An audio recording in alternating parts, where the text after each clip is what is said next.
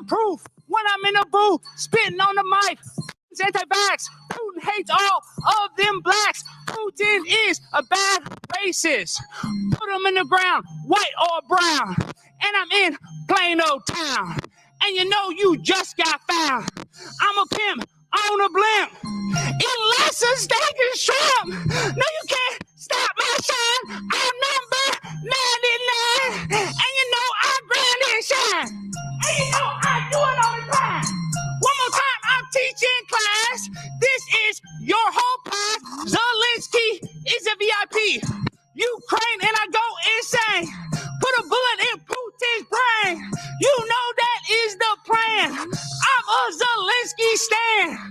I love you, Vladimir Zelensky. You are so smart. What's the smell? Did somebody fart? No way. What can you say? Vaccinate me straight or gay. I love you, and I love to rhyme and grind all the time.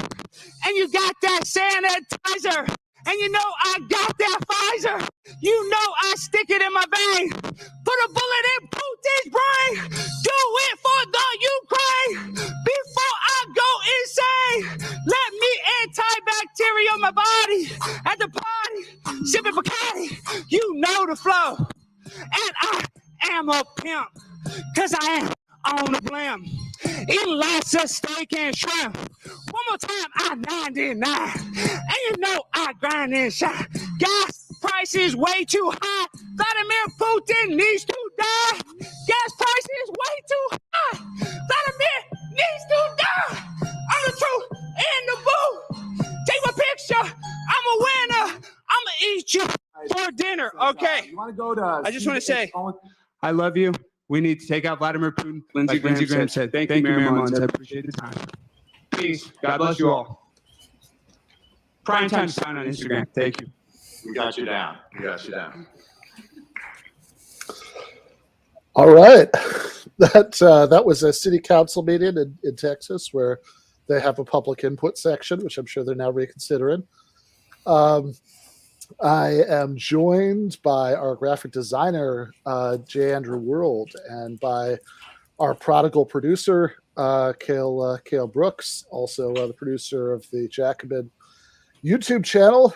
And that was some inspiring local democracy. Your Donda 2's getting better and better. Sounds great. I'm embarrassed. I grew up near there. Yeah, how far is that away? Not that far. I forgot to map it out before we started, but it isn't that far at all. Yeah. If there's any background to that, I don't want to know it. I just want to believe that this dude just was very, very upset reading about the war in Ukraine, and he thought that this was the best way that he could express himself about it. And that's all there is to it. I think that's a pretty inspiring example for most Americans, because as we're about to talk about, people don't feel like they can express themselves anymore. This guy should be like a new hero for us. And I love the fact that he was wearing the Ukraine colors with that nice yellow tie and the little yellow pocket, whatever that thing's called, pocket square. Yeah, there you go. Yeah, no, fair enough. Well, we will get to people not being able to express themselves in just a minute, but I do want to stay on the subject at hand, which is the war in Ukraine, the less reaction to the war in Ukraine, and various reactions to the less reaction to the war in Ukraine. So we originally had a clip from the Call-In show of where I had Branko Marketic on to talk about this, and somebody called in to tell Branko that he was a Putin apologist. But for the sake of time, maybe let's skip that right now and talk about slightly higher brow versions of it, which come in one case from a actual non-ironic friend of the show. He's been a guest in the past, and I very much hope he will be again in the future, even though I really disagree with this piece. Eric Levitz, who wrote a article in the New York Mag where he publishes, where he says, here we go, the left has half-baked answers on Ukraine. And the idea, one of the claims he makes in that article, for example, is that, one of the things that he thinks is half-baked is the view that people like Bronco have, people like our friend Danny Bessner, have been arguing that it's a bad idea to flood Ukraine with weapons, as has been happening lately. That there has been this massive upsurge in weapons purchasing to send to Ukraine, especially because at least some American political figures have been pretty, openly and gleefully saying that their hope about this is that Ukraine will be Afghanistanized, that the Russians will have to deal with something in Ukraine similar to what the United States was dealing with in Afghanistan and Iraq, throughout the 2000s, 2010s, which is not a very nice thing to wish on any country.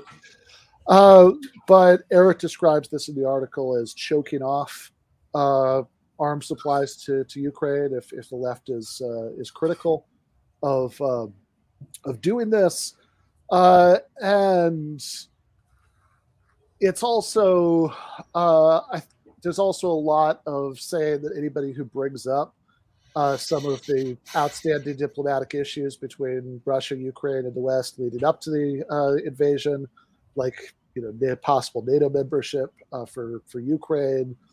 Again, Eric doesn't say this in the article, and I don't think he would. But they have but the sort of more extreme claim is that that's just Putin apologism in general. I think there's an assumption that anybody who says that is going beyond just sort of descriptively saying, here are some of the motivations behind this, right? Here's what happened, to normatively saying, therefore it's not that bad that Russia invaded Ukraine.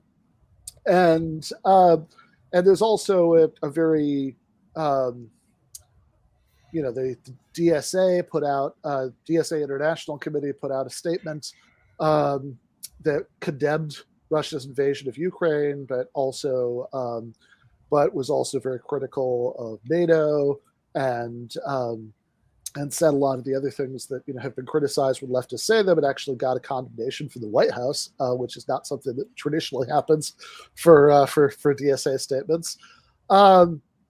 So this has been going on quite a lot, and I did write something for Current Affairs about one particular branch of it, which is the accusation that's been leveled a lot of whataboutism. In other words, if anybody on the anti-war left brings up Iraq, for example, when talking about Ukraine, then this commits the sin of whataboutism, which is supposed to be what you do when you are talking about an atrocity committed by some enemy power, and you say, when you say, what about some atrocity that was committed by the United States or NATO, which is interpreted as an attempt to deflect the criticism and say that people, that Russia in this example shouldn't really be criticized. And I argue in the piece that that's not really what's going on in that interaction. But thoughts from you guys?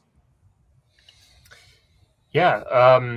Well, first, I think your piece is very handily kind of takes down this argument of, well, if you the examples you're giving are people who are criticizing Putin and the Russian government for the invasion, and then also saying, the U.S. also does terrible, horrible things related to foreign policy and foreign intervention. I think that people who are like, that's just people who you're criticizing are just blatant propagandists who,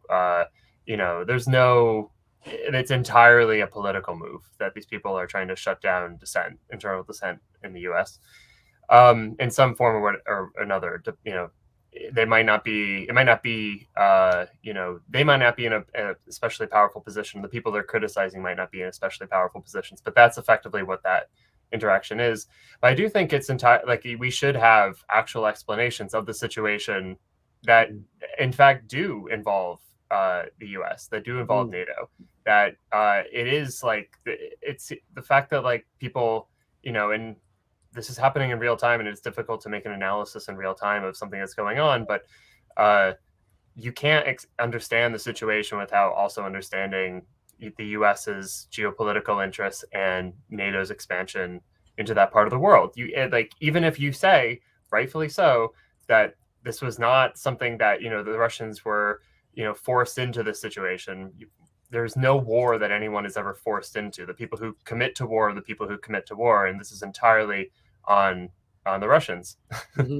My God, you're throwing me off right now, Jake. Sorry, it's not on the Russians. It's on Putin. It's on the Russian government. It's like there's probably too much emphasis placed on Putin, not enough emphasis placed on the Russian ruling class more broadly. But regardless, those are the people who are responsible, obviously. It's like, I think again, I guess my final thought on this, and then I'll maybe hand it over to Andy or you, Ben, but I mean, to me, it's more and more clear that effectively, like, what the situation is from the standpoint of the American government is what you were describing, where it's effectively, they're interested in, the Russian government entering into an economic crisis, into a quagmire situation, because then the U.S. will be in a far greater position to end up determining what the terms of the peace are. That the American government does not give two shits about the Ukrainian people. The American public do, and that's to our credit, as like that we have like an incredibly civilized country compared to 100 years ago or even 50 years ago, where like the vast majority of the population sees this as an invasion. They see it as a horrific world historic tragedy, and that's because people are good and they have like a good kind of humanitarian sense.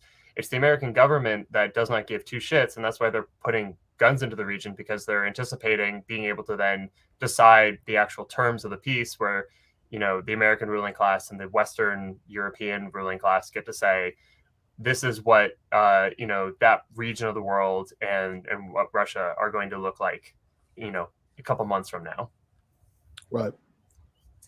Yeah, I was thinking a bit about was it Nathan Robinson who kind of said, after I mentioned about the Hillary Clinton Maddow interview, that she's probably just floating the idea out there to get it like normalized in foreign policy circles after that the horrific Maddow interview. The interview where she talked about turning Ukraine into Afghanistan, basically. Yeah. And I can't remember who it was. I want to say it was Nathan Robinson. I've been having so many conversations lately. But I believe he said that was the idea of normalizing it. And now we're seeing the effects of that. But like, I kind of did a little bit of research before this. And, before Russia even invaded, Blinken, was taking, negotiating about NATO off the table to talk with Russia. When Russia was just saber rattling. Yeah. Like, that's stupid. Why are you taking anything off the table? Right. Yeah. And I mean, and again, this is tricky because I do think that Cale is right, that they have that if we're asking the normative question, the responsibility is entirely on the rulers of Russia. But I don't actually think that means that the causation, can include anything else, right? That they this always reminds, I've just been getting the strongest deja vu the last few weeks about what it was like, in 20 years ago, when I was in college, when the September 11th attacks happened. And there was this kind of party line that if you thought that, Al Qaeda had any sort of motivations more explicable than just a raw hatred for freedom, then, you didn't really oppose murdering thousands of office workers in New York. Like you really, must like Al Qaeda. And I think if you can see what's wrong with that, you should be able to see what's wrong with saying, the equivalent about Russia now, that, does any of it actually morally justify invading the country? Of course not. It's an atrocious crime. But does the motivation have something to do with these larger geopolitical conflicts between Russia and the alliances that it's tried to form on the one hand and NATO on the other? Of course it does, right? That's a completely fine thing to admit. And it's also important because if you think, out of the possible outcomes of this, right, that there's, the one that Hillary Clinton's rooting for, right, where Ukraine becomes Afghanistan, that's the, Russia wins scenario. They sort of grind through Kiev and they have, and they're able to, I don't know, maybe annex parts of the country, maybe set up some kind of puppet government, and it would just become that. It would just be this drawn out, chaotic, bloody insurgency forever. Or we could set up a no-fly zone and do World War III, which I'd rather not. Or there's some kind of negotiated settlement.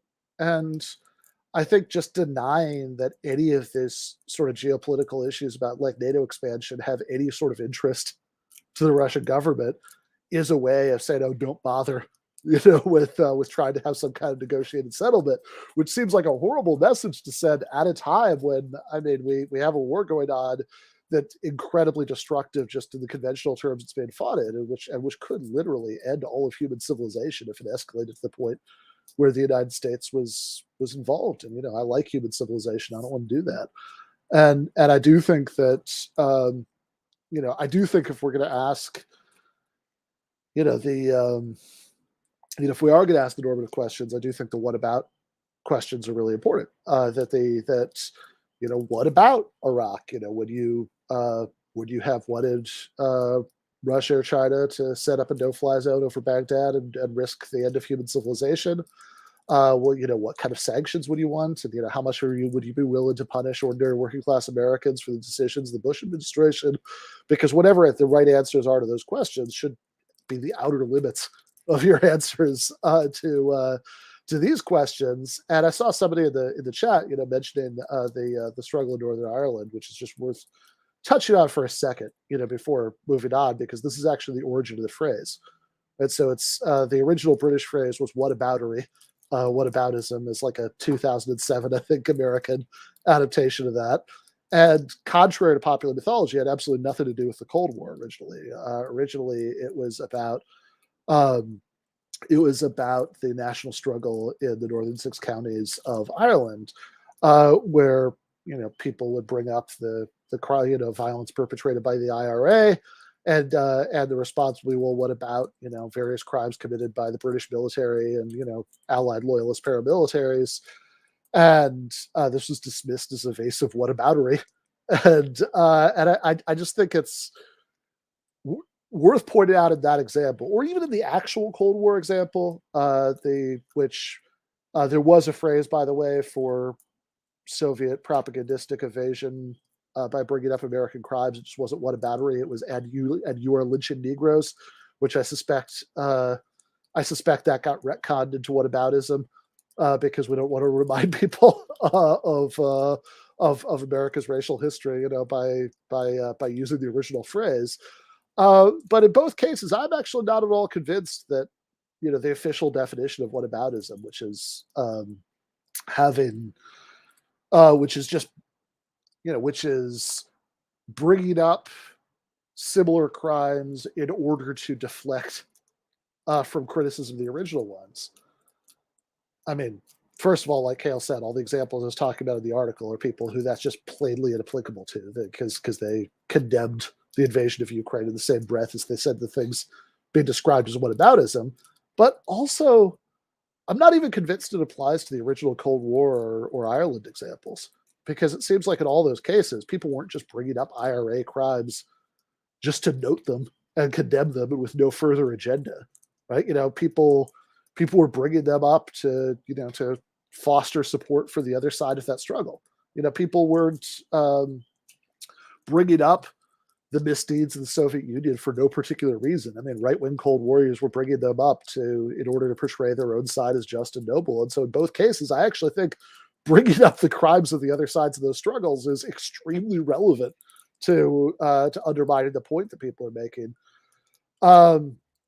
So I don't, I don't know. I guess before we shift gears, I do want to spend a minute on the free speech issue, but I would just say, like, just the orgy of stupidity that has been unfolding since this happened.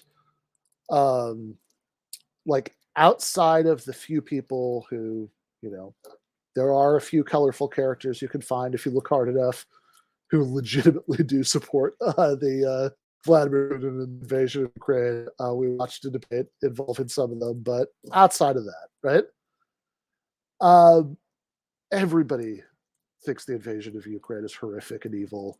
That's not a dispute, and all of this kind of left bashing over it. It's at worst, you're helping people beat the war drums for something that could be absolutely cataclysmic. At best, it's just not a good use of your energy. If you're upset about what's going on in Ukraine, find a Ukrainian charity to donate to, or take a bunch of drugs and go to your city council meeting and rap about it. But those are the healthier ways of. Frankly, we should probably see more of the latter, to be honest. I think we've seen a lot of the form. No, you should obviously do the former much more than the latter. Yeah. I mean, and the other thing I just want to add into this is that, even if, like, some of these, like, larger kind of geopolitical or semi-structural institutional explanations that are being offered by the left that say, well, here are, a set of interests, or here's a set of conflicts with people who have interests within those conflicts that can help explain what the tensions are and explain why this is occurring right now. When you shut that down, the dominant arguments, but they're overwhelmingly, people pushing for war, but it turns into these, like, deeply individualistic and psychologizing, like, arguments of, like, Putin's doing this because Putin has, like, he has an inferiority complex or something, or again, barring the worst case scenario of, like, escalation of war, of this becoming, like, a far larger conflict. Obviously, I guess the worst case scenario, which seems unlikely but is nevertheless possible, of nuclear conflict. Barring that, at least, like, just trying to understand how geopolitical conflicts happen right now. The people who are trying to silence any kind of, like, cogent understanding of the situation that does involve interests, and that does involve, like, interests within the context of conflicts, it's degenerating kind of our intellectual culture, attempting to, like, basically it marginalizes any kind of, again, reasonable explanation, and it all just becomes, well, it's just individuals who have axe to grind, and personalities that are have character defects and whatever. It's we're not going to, like, be able. You think, like, the left is, like, powerless now? Like, if we can't actually make cogent answers to real actual problems in the world, then like, what even is the left? Yeah. No, exactly. Well, speaking of degenerating intellectual culture, let's do just a minute on the free speech controversy of the week, which happened since the New York Times published this editorial yesterday. They put it online before, but it was in yesterday's newspaper. America has a free speech problem, which I have to say, I saw, like, 4 days of Twitter discourse about it before I actually read it. And so I was prepared for the article to be a lot worse than it was. The article was mostly fine. Like, the superficially reasonable sounding criticism that I heard was that it equated sort of, attempts to disrupt speakers and kind of grassroots things like that with these book burning kinds of laws about CRT and other things that have been pushed forward by Republican state legislatures. And if they were equating those, that would actually be bad. But it doesn't actually seem like they were equating them in the article. I read it, and they did bring up both of them, but they clearly said the second one was worse.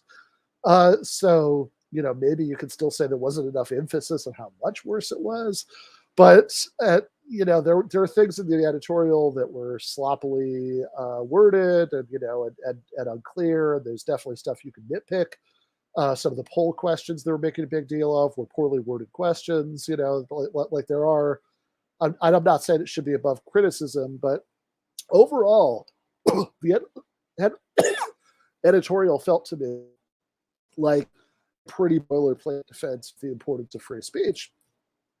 And that seems to me like something that the left should be 1000% behind. That for a variety of reasons. I mean, I think both principled and strategic, and, you know, having to do with the dynamics of actually trying to persuade people and achieve power where we're going up against deeply vested interests that oppose us, to the fact that the entire idea of the kind of society that we're trying to achieve is one in which definitionally involves, like, if you think of socialism not just as state ownership, but as the extension of democracy to the economy, you know, like the C.L.R. James line, right? Every cook can govern. Then that means that you trust people more, you know, to have more input over what goes on in their lives and society as a whole than they're trusted right now. And if you don't, I've never understood how reconciled in anyone's mind with this kind of hall monitor-ish liberalism that like really focuses on trying to make sure that nobody has access to any bad views because we don't trust them to make up their minds for themselves, right? I mean, if you don't trust people to make up their minds for themselves, then you don't actually think that every cook can govern, right? You know, you think, you know, whatever technocrat, you know, gets to decide what information people could get should, you know, that they should govern, is my view about it. I do want to throw to you guys, but first I did just want to say, I found, I was looking for things that I could play on this, and I found a clip that I'd almost forgotten about from 2 years ago. So this is our late friend Michael Brooks interviewing Noam Chomsky about exactly this topic.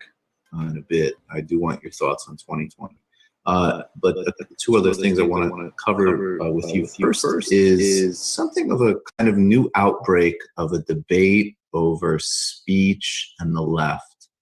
And it's written by, there was a very, I think, in fact, a very good, but very provocative Matt Taibbi article dealing with this. But more broadly, beyond that sort of particular controversy, you know, again, he wrote a very good piece, but I think that I want, and correct me if I'm wrong, I want to connect this with perhaps some of your work around manufacturing consent and a sort of substantive view of freedom of speech, because it seems to me right now that one, you know, it's sort of fallen out of favor amongst some on the left. And I actually think more ominously, I prefer to just have that actual debate with people. But some have sort of reverted to a very narrow libertarian position, which is that if the state isn't mandating something, then it's not an issue. So then we don't have to worry about, as an example, media monopolies or openness on tech platforms, as an example. Of course, you know, you can hold up these atrocious examples of all sorts of obscene and bigoted people taking advantage of these platforms. But at the same time, we know that the sort of overall arc of sort of controlling these things will have implications for, as an example, investigating U.S. foreign policy or something like that. So anyways, I'm giving you a lot of a preamble here, but I'd like your thoughts on how you relate to the question of speech, and in fact, even when it's quite controversial, and why you hold it, I guess, as both a political and moral principle, if I read you correctly. First of all, we should think a little bit, as you pointed out before, about the history. Why is this issue arising now? Is it new? No, it's the norm for decades, but it was always targeted against the left, so nobody paid attention to it. Way beyond anything that's happening now. Right. I mean, I'll just give you personal experiences. Others have far worse ones. Meetings broken up, violently disrupted, talks canceled, just books destroyed. So, for example, the first book that you mentioned, Manufacturing Consent, first book that Ed Herman and I wrote together was early 70s. The book was published by a very successful publisher. 20,000 copies were printed. The publisher was owned by a big major corporation, mega corporation. And one of the executives in the corporation saw the ads and didn't like it and wanted to look at the book, was horrified, and demanded that the publisher withdraw it from publication. And when they refused, he destroyed the entire publisher, all of its books, all of its stock was destroyed, all the books, to prevent it from distributing a book of ours. Did anybody care? Actually, out of curiosity, I brought it to the attention of leading civil libertarians like Nat Hentoff and the ACLU, but they didn't see any problem. It's not state censorship. If a corporation decides to destroy a publisher and destroy all its stock to keep some book from appearing, what's wrong with that? In fact, it was hard to find. Ben Bakdickian was about the one person who found something wrong with this. But that's not the only time. I could give you other cases of mine where books were withdrawn from publication and I was asked to return the advance because it had some political content that the publisher didn't like. Other people have been fired, faculty positions eliminated and so on. Nobody cared. That wasn't censorship. It was directed against the left, vastly beyond anything that's going on today.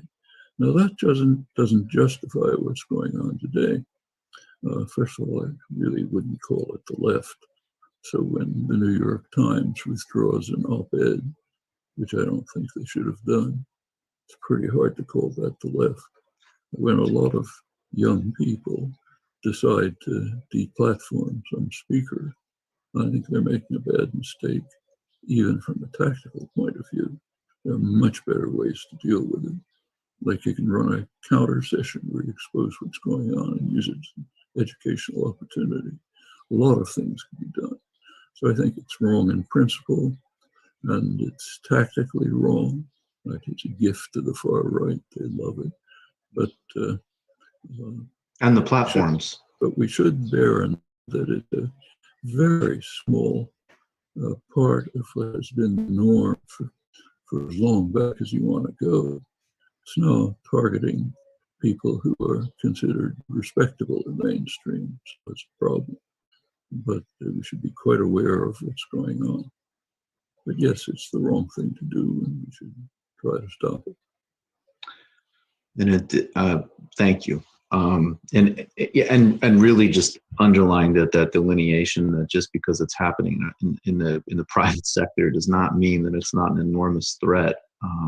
Particularly to the left, obviously. You just watched Michael Brooks' show video.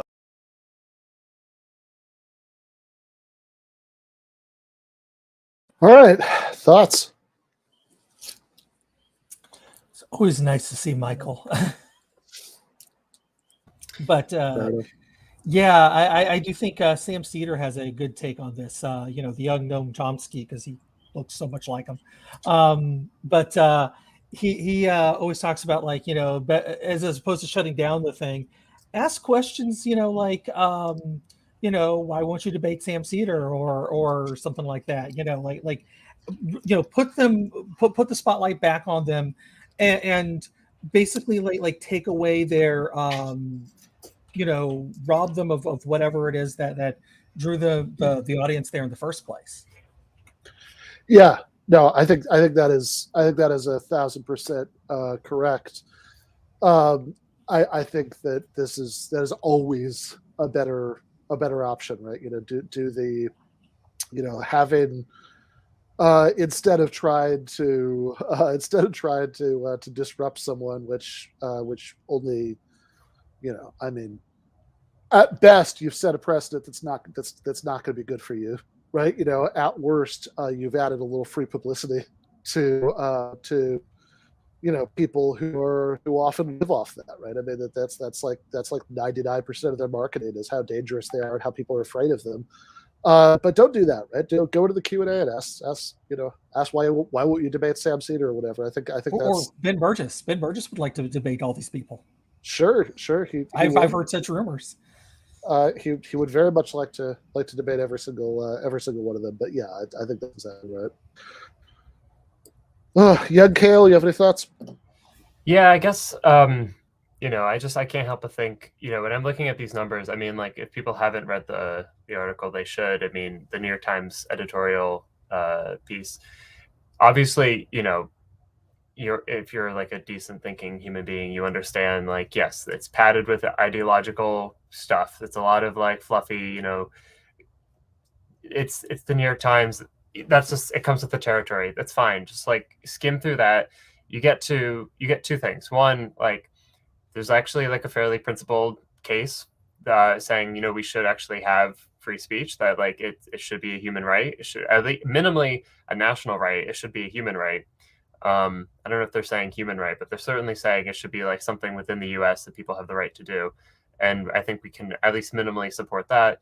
But also the data is like pretty shocking, where it's some of these numbers, I mean, I'm not going to go through all of it right now, but just that like majority of people, in a number of different ways have felt like, again, if the poll is to be believed, like most Americans in a number of different ways feel that like canceling is something that affects them, that they feel like they can't speak freely, that they don't have in actuality the right to freedom of speech anymore. I mean, that's like fairly, I mean, I think it was something like 34% of people affirmatively responded that people have freedom of speech in this country. It's like, it's a pretty massive degeneration. And obviously, I think like when we compare, we're doing a little whataboutism, and we compare like the Ukrainian situation with Iraq, I do think like in some ways, we have far greater kind of, as far as like public kind of policing of one another, and of not even just policing, but like actual like, what is like acceptable, loud public discourse on what's going on. Things are better now than they were under Iraq. I think that's true. At the same time, things have obviously degenerated. And I have to think about the fact that like historically the reasons why most people got any of these rights at all, always and everywhere, came through the labor movement. It came through working people. Now, obviously it was a coalition with like middle-class liberals and professionals, people like the people in the New York Times, and not to predict the future, but like, that's something where like when the New York Times is in favor of freedom of speech, like we should say, great, you're on our side. We're in coalition on this, that, we want to push for this thing together. And it's better to have a bigger coalition when it's clearly the right political stance or the right principle.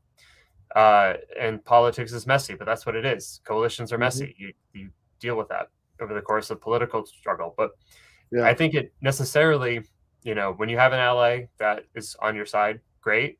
But what we need for the left, ultimately remains, we need institutions, we need unions, parties, various kind of labor confederations and associations and councils that represent and fight for working class interests, that can, in fact, push for a greater expansion of things like this, like being able to say what you want to say in society and have the right to, to not be punished immediately for a bad thought. No, exactly. And I think that I mean, you did anticipate a little bit what I was going to say, which is just that, I mean, that's appalling that, that many, whatever percentage of people it is, say that they're worried they can't say what they want to say, etc. One of the best solutions to that is having more unionized workplaces, so people are less afraid of being fired, because it's like it's like the line in Goodfellas about being a made guy, right? They can still whack you, but you need to sit down with good reason. That they like that there has to just giving people some kind of due process which is what you get from unionization. So you can't be fired arbitrarily without that being without a justification. And you have some sort of way of fighting back against unjust termination is absolutely a huge part of the solution to this problem, and it's one of many reasons I think the left should own this issue, and not just kind of like react to right wingers who might try to weaponize it for their own purposes by having kind of a Pavlovian reaction to anybody who seems to be giving their narrative some kind of credence, and just doing the thing that I see so many people doing all day every day, which is taking positions not because they're applications of their own normative principles, their applications of their own analysis of how the world works, but they're just taking positions because it's a way of owning people who annoy them. And again, I don't, just do what you got to do with that city council open input, but that is, you got to get it out of your system some other way. Like, this is just not a healthy way to go through to approach politics. You should be saying, okay, I've got socialist values, I've got a materialist analysis of how the world works, how do I work forward from this, not how do I work backwards from whatever emotional catharsis I get out of saying the opposite of whatever the people who are most irritated me today say. Right. And I'm going to echo one last thing that you said, which is you have to be a materialist. Don't be an idealist. The world is not made up of good and bad ideas. It's made up of power, and power decides who gets to speak. So if you want anything to change, you have to amount greater working class power. That's the simple fact of politics. Yeah, 100%. All right, guys. Thank you so much. I will see you, Andy, in the post game, where we're also going to be joined by our good friend Jason Myles from This Is Revolution. Cale, I don't know, man. Yeah, I'll see what I see. We're gonna cancel him again. Look, you keep trying. I'm like Fidel with this shit. I'm dodging bullets left and right. Ben's been trying to get me for 2 years now. But no, it's good to see you, Ben. I won't be in the post game because I have to go edit Jacobin Show, which premieres Wednesdays at 6 p.m. Eastern time, and you should all go check that out. What's this week's episode? We're talking about how rural America has been screwed over, and if the left has any hope of regaining strength in this country, we cannot ignore rural America, in part because of our screwed up electoral system. So people should, if that sounds at all interesting, I don't know, the left regaining power in America and overcoming our electoral system, then maybe you should check us out at Wednesday at 6 p.m. Eastern time. All right. Nice. Nice. All right. Thanks, Cale.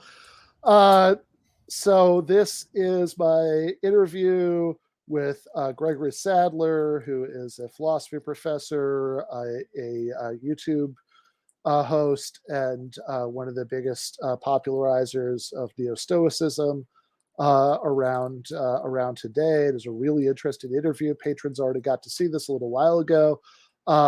Speaking of which, if you want to become a GTAA patron, watch that post game that's coming up with Jason. Get access to a bunch of stuff like this. Go to patreon.com/Ben Burgis. But meanwhile, I'm going to play my interview with Gregory. We talk about subjects ranging from his experience teaching philosophy in prison to whether Stoicism is, sort of quietist, whether Marx's opium of the people, analysis of religion might apply to it, to the Stoic practice of premeditatio malorum, which is just a fun combination of words, and what that means. So it is a really interesting interview. When it's done, I'm going to be back with Ryan Lake because Jennifer Burgis is getting ready to go to Texas for a family thing. So she can't be on tonight, but philosophy professor Ryan Lake is going to be on. So we could watch Ben Shapiro struggling through trying to reason about free will determinism. So a fun time is going to be had by all. Meanwhile, here's the interview with Gregory Sadler. All right. I am now joined by Gregory Sadler. Greg, you want to tell people a little bit about who you are?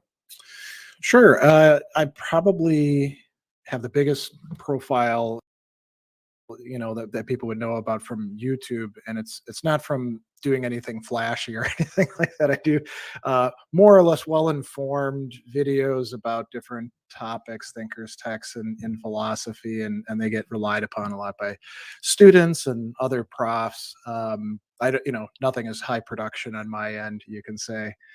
And then, I edit Stoicism Today. I'm the founder of the Half Hour Hegel Project, and I'm involved in a bunch of other organizations. You could say I've just got a foot in a lot of different places. And I also teach. I teach from Milwaukee Institute of Art and Design, which is a lot of fun because I got brought in to teach philosophy classes for them because no one was doing it. And teaching in a school like that is very different than teaching in your ordinary college or university. You're working with creative professionals who turn out to be very interested in philosophy and allied topics. There's a great hunger out there that just often isn't being met. I mean, your stuff is helping to meet that as well. That might be something worth talking about, this vast interest out there that's not being served either by our universities, our traditional academic institutions, or by our popular culture. I mean, you can get shows like The Good Place, but that's kind of philosophy light, it's not really getting that deeply into it, and sometimes misrepresents things. And that's about the best that we've had, I think, in the last, I don't know, in our lifetime. Yeah, I mean, although I will say it is kind of shocking how much how much real philosophy did make it into that show. I mean, like they would have like Chidi's Chalkboard would have like Derek Parfit on it, and I was like, oh wow, all right, that's strange to see on the NBC sitcom. Yeah, especially, I mean, it's one thing if it's off in some documentary somewhere, but yeah, to be in a primetime show, that's an advance, right? And that should be a beachhead rather than us being content and saying, oh well, look, we've got a show.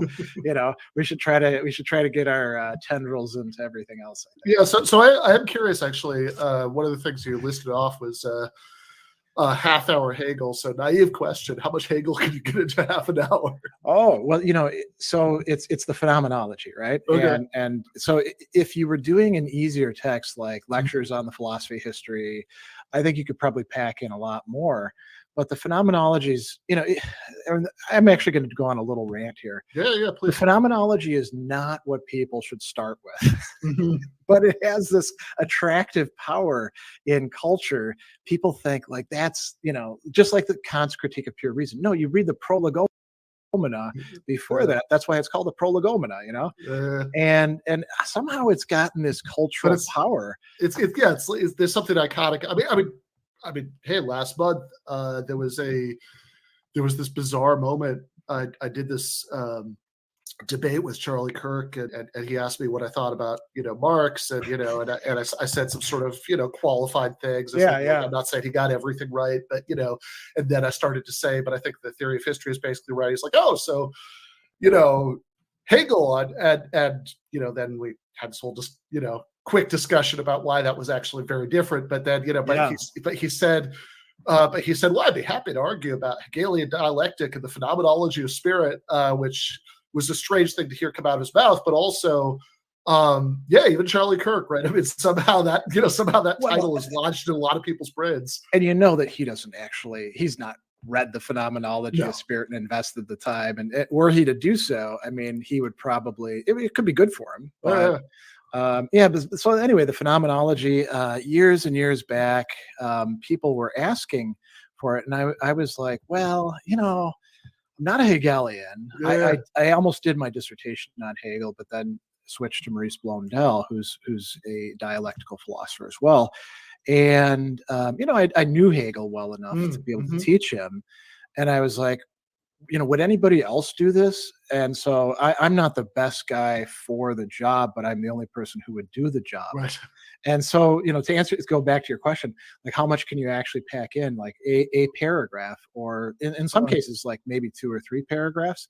And so you just keep plodding through it over and over and over again. And now we're in the 300s as far as the number of videos, and we're getting close. You know, by the end of next year, it'll be done, and then I can move on to another big book.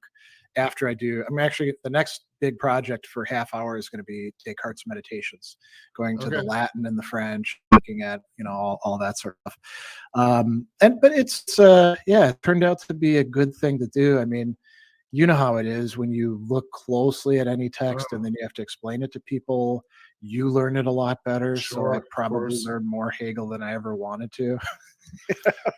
Yeah, no, definitely. I mean, when I get to the opportunity to choose, you know, like just sort of design something from the ground up, I want to teach a class about it. It's like at least half the time, like a big part of the selection criteria is like, okay, what do I want to know more about, right? Like, because this is going to force me to, you know, engage with it in a way that I probably wouldn't if I was doing anything else, you know, besides this. That's a really good thing to say too, because I think a lot of people have the idea that people teaching classes, they're coming at it as like the expert from on high, and they almost demand that, right? Rather than being cool with us being, you know, further along the path than they are, but still in the process of learning. Yeah, no, I think that's, I think that's right. Like, I mean, I think a lot about, so I had a friend who actually, funnily enough, I think does write a lot about Hegel now, but who was was like hired as a junior professor at my grad program just before, you know, finished up, who told me once that that he double majored in math and philosophy as an undergrad. And that's what I did. So this guy said he almost, you know, there was like a minute where he was thinking about, okay, should I go to graduate school in math? And he said one of the reasons he didn't is, you know, realistically, well, he didn't say this part, but unless you end up doing something strange on YouTube or whatever, realistically, you know, no matter what you're doing, unless you have the amazing job ever, you'll probably spend most of your time teaching introductory classes. And the gap between what you're actually interested in as a mathematician and what you know, and what you're talking about in introductory class is like this. It's crazy. Right? You know, there are no interested unsolved problems in college algebra, whereas like the gap between what you're actually interested in doing philosophy and what you're talking about intro to philosophy is like this by comparison. I mean, intro to philosophy is nothing but interested in unsolved problems, you know, and that goes to your point, right? Because it's like, okay, you might be a little bit further along in a sense, but it's just like, all right, I've been like thinking about this for a while, so like I know that some moves that are going to make sense to you, but that aren't really, you know, going to work out or whatever. And, you know, but it's certainly not like, oh, I've got this figured out. Yeah, and you know, the other thing with like doing what we're talking about are service classes for non-majors, right? As part of a core curriculum or whatever they want to call it, gen ed. I kind of think too that, so you know, with philosophy people, you can take an intro class or an ethics class or even a logic class and make it really, really interesting for the learners and for yourself. And admittedly, a lot of people come to a philosophy class and they're kind of nervous, or they're like, I don't need to learn this crap. If it was important, I would have encountered it in high school. Whereas like math, they did encounter it in high school. Right. But from talking with people who teach mathematics, those gen ed math classes are often for the professors rather dull, and you have to do a lot of it's harder to get the students into it, you know? Right. And it's not as if you can't, because obviously mathematics is a wonderful, beautiful field and there's cool stuff in it, but practically speaking, it's a bit tougher. Well, and it's also the flip side.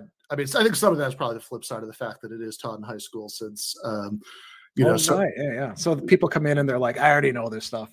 Well, or it's the other way around, that like they come in and they're like, I already know that I can't know this stuff, that like, you know, that I've been like sufficiently traumatized by whatever happened in my, you know, K-12 math classes, that I've just already decided that, you know, that this is something I'm incapable of learning, or that, you know, I just have some mental block for. You know how I ended up becoming a math major?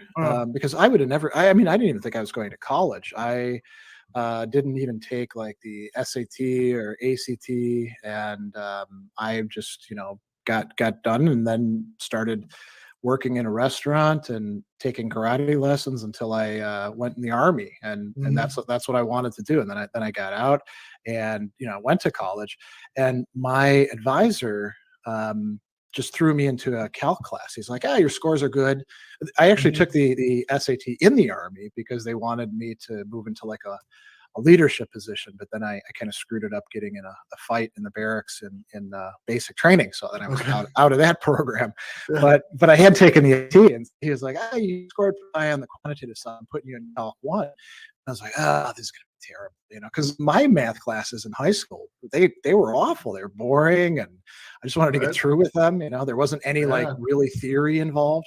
And I was fortunate, this guy, Ronald Haas, who taught Calc 1, the very first day he started talking about the theory of limits. And I was like, holy crap, this is math? Yeah. And the rest of the class was really bored and wanted him to move on. But for me, it's like a light one on it. I was like, wow, math has some theory to it. It can be interesting, And so then I started, after I finished Calc 1, I took Calc 2, and then I was like, I kind of like this. I'll just keep going on with it. And inertia carried me forward. But one of the really cool things was, you may remember that book, Gödel, Escher, Bach by Douglas Hofstadter. We did an entire seminar on that.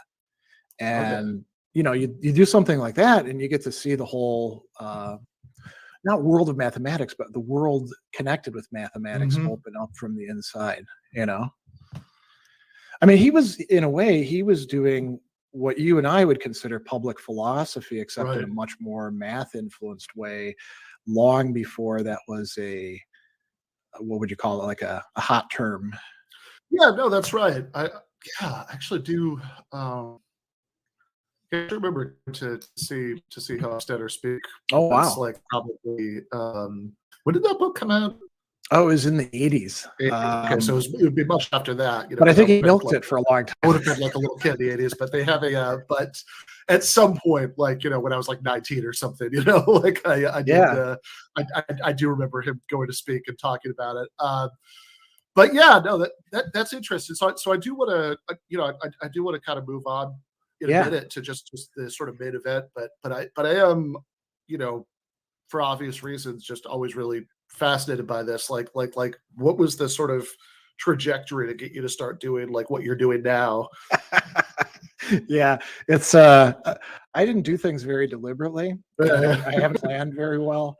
And when people are like, "Oh, I want to do what you do, man," could you counsel me? And I'd be like, "Well, don't do what I did."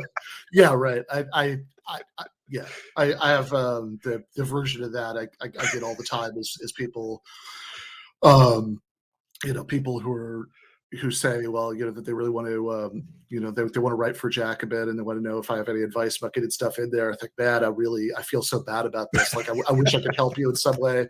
Literally, my trajectory was like, I used to like, I sent them a few things over the years that they just bounced back immediately. And then like I was on the Michael Brooks show with the editor, Bhaskar Sankara, and I made like kind of a joke in between the main show and the post game.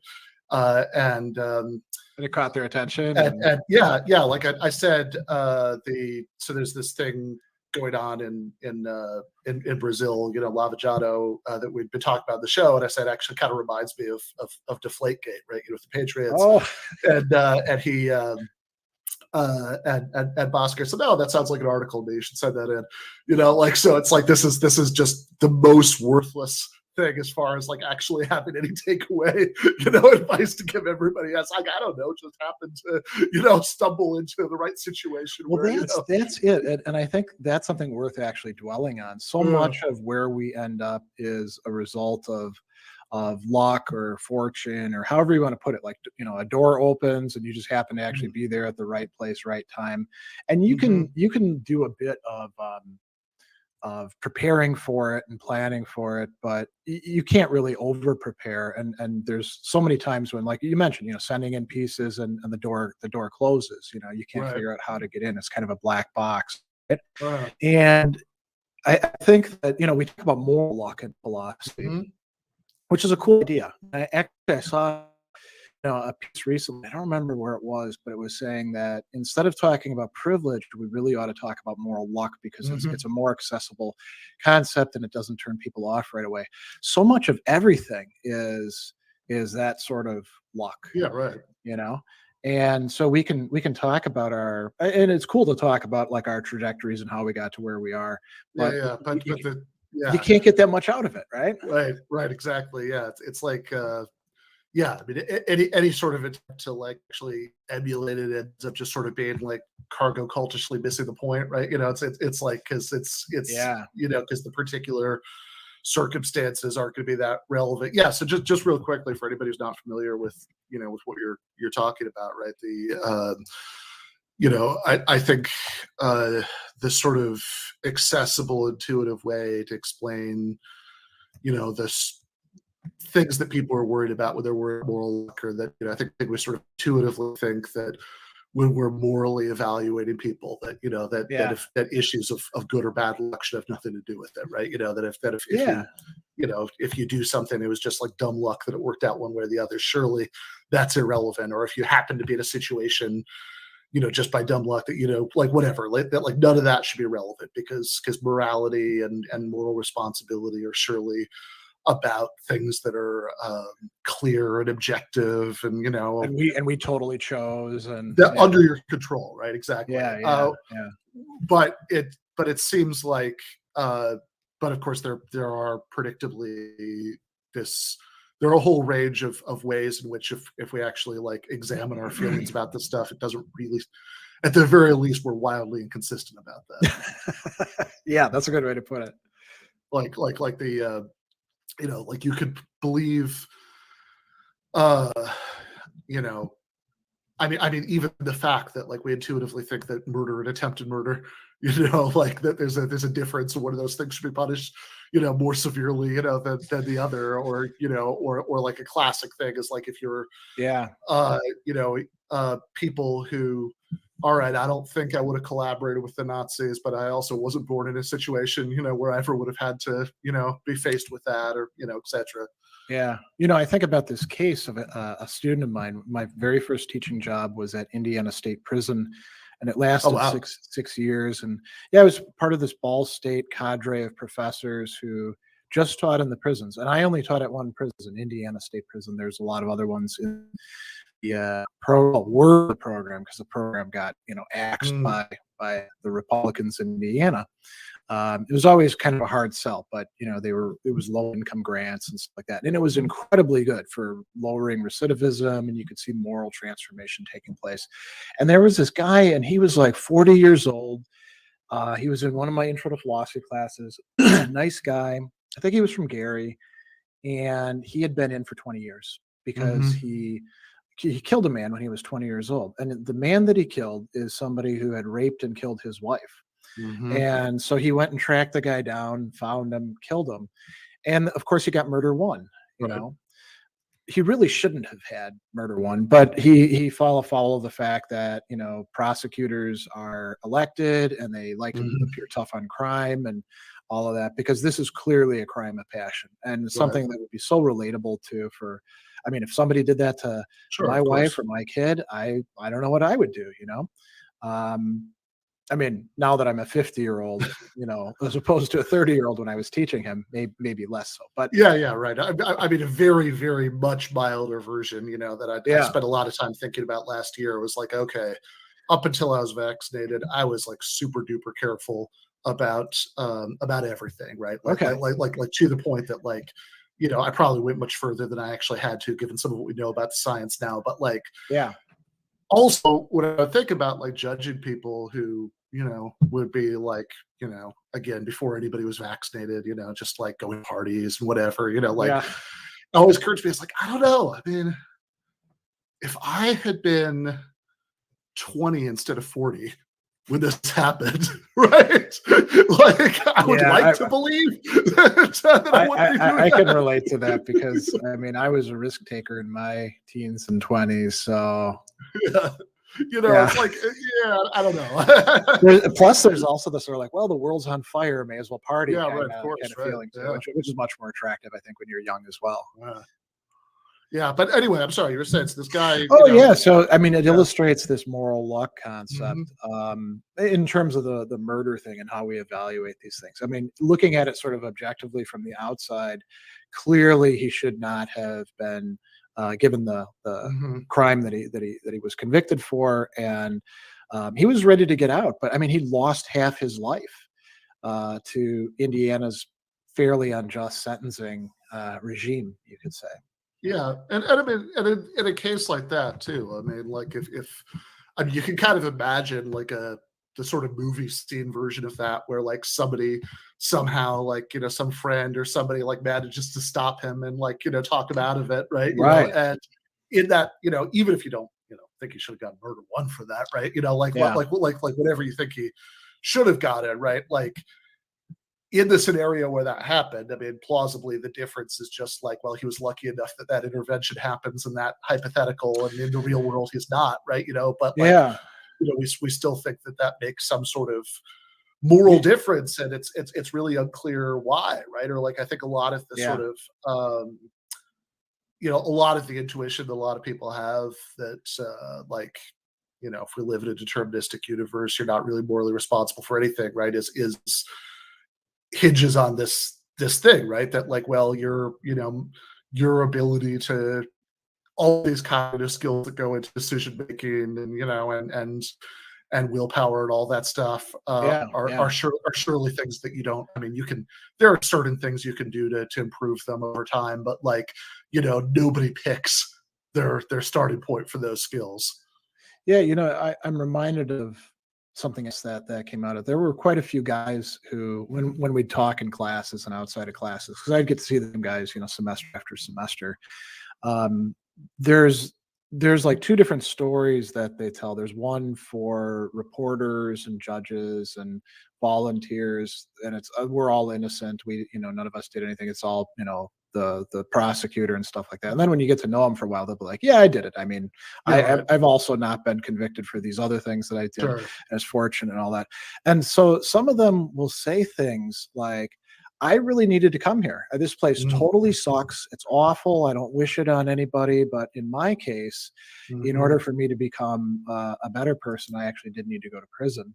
And then the other thing that they'll say too, which is really interesting, is there'll be some other inmates, and they'll say, you know, I'm not a great guy, but that guy, he needs to be in here for life. You know, there's this recognition of moral gradations that is often quite well developed, and it involves arguments in the cell blocks. Like, is this guy bad? Why? For what reason? How far should we trust him? You know, there's a lot of quite nuanced ethics going on within, at least within like places where I was. I can't speak about all prisons because we don't have a system that's incredibly like patchwork. But and then the vast majority of prisoners don't have access to stuff like the program that you were in anyway. You know what really made the program effective? Again, I don't want to spend like a million years on it. This is good. I'm curious about this. So Indiana State Prison, which is up in Michigan City, it was the oldest prison in Indiana, and it was a maximum security one.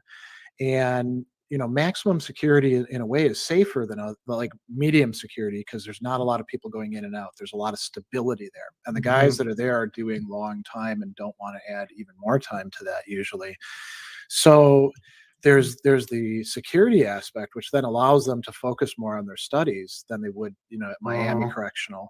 But the other thing that was really, really cool, there were these older guys, because Indiana at Indiana State Prison, Ball State was there for 20 years before I got there. So there were guys who were still in the prison who had graduated from the program, you know, a decade or two before that, and they would counsel and coach and guide these younger men who are now in school. Like, and it would be, some of it would be very pragmatic, like, don't take classes with that teacher because they're a jerk, take classes with this person instead. Some of it would be like, you know, conflict resolution and time management, and, you know, like how to do studying, how to get by in somebody's class, how to write a decent essay.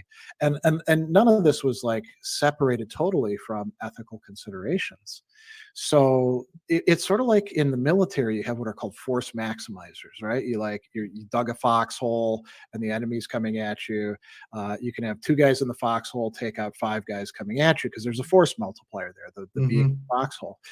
those other guys within the prison were unpaid force multipliers for us professors who were in there. And I think for some fields, maybe it didn't make that much of a difference, but for teaching philosophy, man, it really, it gave us such an advantage over teaching at other places to have this reservoir of people in the cell blocks committed to education as a transformative practice.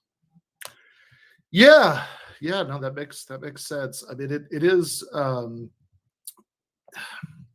wonder how much this has changed, because I remember a while ago, like kind of late 2000s, just sort of from having conversations about this and overhearing conversations about this, like, whatever, just getting a haircut, whatever, like I have a, like I remember being really depressed at one point by like how much it seemed like a lot of people, and not necessarily just comfortable middle class people, like a lot of poor people, a lot of people, maybe even in bad circumstances, were like just militantly unwilling to have any kind of empathy for people who committed crimes and were put in prisons. It'd be like anything that was like a question of making the experience better or more humane, like so many people's reaction was, well, it's supposed to be a punishment, right? It's beyond a retributive mindset. It's almost like a sadistic mindset, Yeah, it is. And I mean, I think that some of the, clearly, some of the problem there has to do with not sort of making this imaginative leap to, about the luck questions we were talking about earlier, right? It's like, there are various ways in which you could get into a situation, where you might end up, committing a serious crime that, not everybody in the beginning circumstances does, of course, maybe not most people in the beginning circumstances do, but also, if you happen to be in even slightly better circumstances, like you're just like the issue is just not going to come up, right? Like if you grow up, if you grow up like I did in like a college town in the upper Midwest, right? There's no chain of events that's going to lead to like, oh, should I join this gang? Well, usually it's like the stuff in movies, right? Where like a giant bag of money falls out of the sky and you see it. I forget which one this is, but there's like a movie about this. And then you're like, oh, should I hide it? Should I turn it in? You do hide it. Now it leads to other moral dilemmas. And pretty soon you killed somebody, it's usually not like that. It's usually there have been a lot of other compromised circumstances along the way. And you join the gang because if you don't, you're going to get your butt kicked all the time and maybe even get killed, or it's sort of like the phenomenon of going back to the prison thing of turning, right? People are always on the lookout to turn you, to get you to compromise on one thing, because then they can get you to compromise further and further and further. And, a lot of people grow up in circumstances where there's a lot of agents that are doing that. Maybe agents opposed to each other. It could be, the cops want one thing, the criminals want another thing. Your family that's dysfunctional wants yet another thing. The school that's just trying to make its numbers wants a totally different thing. And we could go on and on and on, these sort of things. But that's often where it is. And it's not like, it's not like you could like flip a lever and fix one thing and then suddenly everything else would be unscrewed up, Yeah, right. No, certainly not. And yeah, I think it's also, anyway, I think there's a lot of interesting stuff to say there about, about kind of the purpose of punishment, or, whatever word you want to use. If, punishment is even already too loaded with retributive, connotations, let's just say the purpose of imprisonment, to be neutral about it. Yeah. But but we're definitely on the retributive side, and I think what you're talking about, I remember those sort of attitudes. Like I had family members who would say, I can't believe that I have to spend money sending my kid to college and you're low life scumbags get an education for free. And I'd be like, you're not even from Indiana, so it's not your taxes that are going to pay for it. You're from Chicago, and then I'd point out, you have to pay because you're not low income. And these guys are getting the same, and they wouldn't care at all. They'd be like, it should be as punitive as possible. There's a lot of resentment about television sets existing in prison, but you pay through commissary like 3 times what you would on the outside for them, and the staff love it because it's one more thing that you can use when the person is watching TV to keep them in their cell, and then if they screw up, you can take their TV away. So I think there's a lot of people on the outside that just don't. They have what you're talking about is this retributive mindset, and then they also have such like a level of almost willful ignorance about what incarcerated people go through, what their situation is like. I mean, they're mostly relying upon media representations of it. I mean, it's different if you actually have some people inside and you go and visit them and you see what it's like to go through the guard post and get searched and sniffed and all that. Yeah, I mean, right. Like my, my thing has always been like, God, even if we had like a prison system that was like 1,000 times more humane than what we have in the United States, right? Even if we had like the Norwegian prison where whatever like Anders Breivik has the thing that looks like a dorm room and there's the video game system and all of that stuff. I mean, if you actually spend a minute thinking about what it would be like, even in an environment as comparatively humane as that, to be in a place that you weren't allowed to leave for years and years and years, that's like just deeply horrifying. You could make it as nice as it could be, and the just have that restriction on movement, just the restriction on movement and nothing else. I mean, that would already. Even if you do the retributivist thing and say it's supposed to be punishment, that's already quite a punishment, like just all on its own. Yeah, and for people who are connected with their families. So I mean, one of the things I really did notice about Indiana State Prison, if you look at the map, Michigan City is way, way up in the northwest corner. It's on Lake Michigan, which is why it's Michigan City. So if your family's from Gary or God forbid, further downstate, it is a long, long drive to get up there. And you might get up there and then find out, nope, they're in lockdown. Nobody can see anybody. So it's also being cut off from your neighborhood, from the people that from your entire support network, and being thrown into a totally alien support network, Yeah. No, absolutely. So I mean, I guess one thing I do always hear about teaching in prison, I mean, it sounds like kind of a funny thing to say, but I mean, is that the captive audience thing? Yeah, that it's like the best in some ways, right? Those are the best students you're going to get because, what else do they have to do? Well, actually, I don't put much stock in that because there's plenty of stuff to do. You can go to RAC, but there is something. I found them to be some of the best students that I had. And it wasn't because they were like the best prepared for college or anything like that, like the elite institutions do. They take in some like super, super well prepared students and they make them slightly more polished when they leave. They were very interested in whatever could be offered to them, and not just in philosophy, but across the curriculum. They wanted to have something to enrich their lives, to help them work upon themselves. They were typically quite receptive after a certain point. A lot of them would get into it to get have something to do, and they would also get a little time cut for completing a associate's or a bachelor's. Not a long one, It was 1 year for an associate's, 2 years for a bachelor's. So that's not a lot of time off your sentence.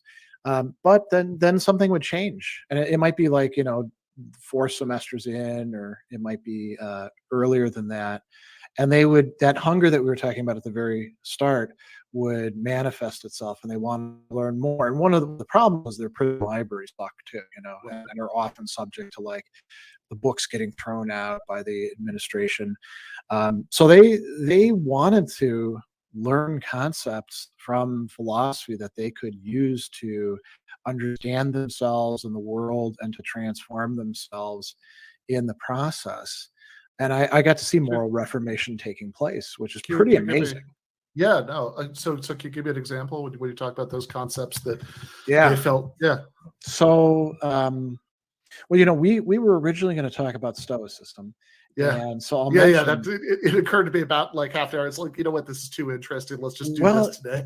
I mean, Stoicism is quite popular in prisons, Yeah. like Epictetus. No, that makes sense. Yeah, and Marcus Aurelius's Meditations, and then, sometimes they might get more fortunate and get some more substantive stuff, like Epictetus's Discourses or Seneca's Letters, or there's plenty of popular literature out there that's quite good, and it's attractive because it helps them address some of the struggles that they're going to deal with, including people like just trying to screw them, trying to break them down, and learning concepts like how to recognize what is in your control, what's not in your control, that if you try to control things that aren't, you're probably going to make things tougher for yourself.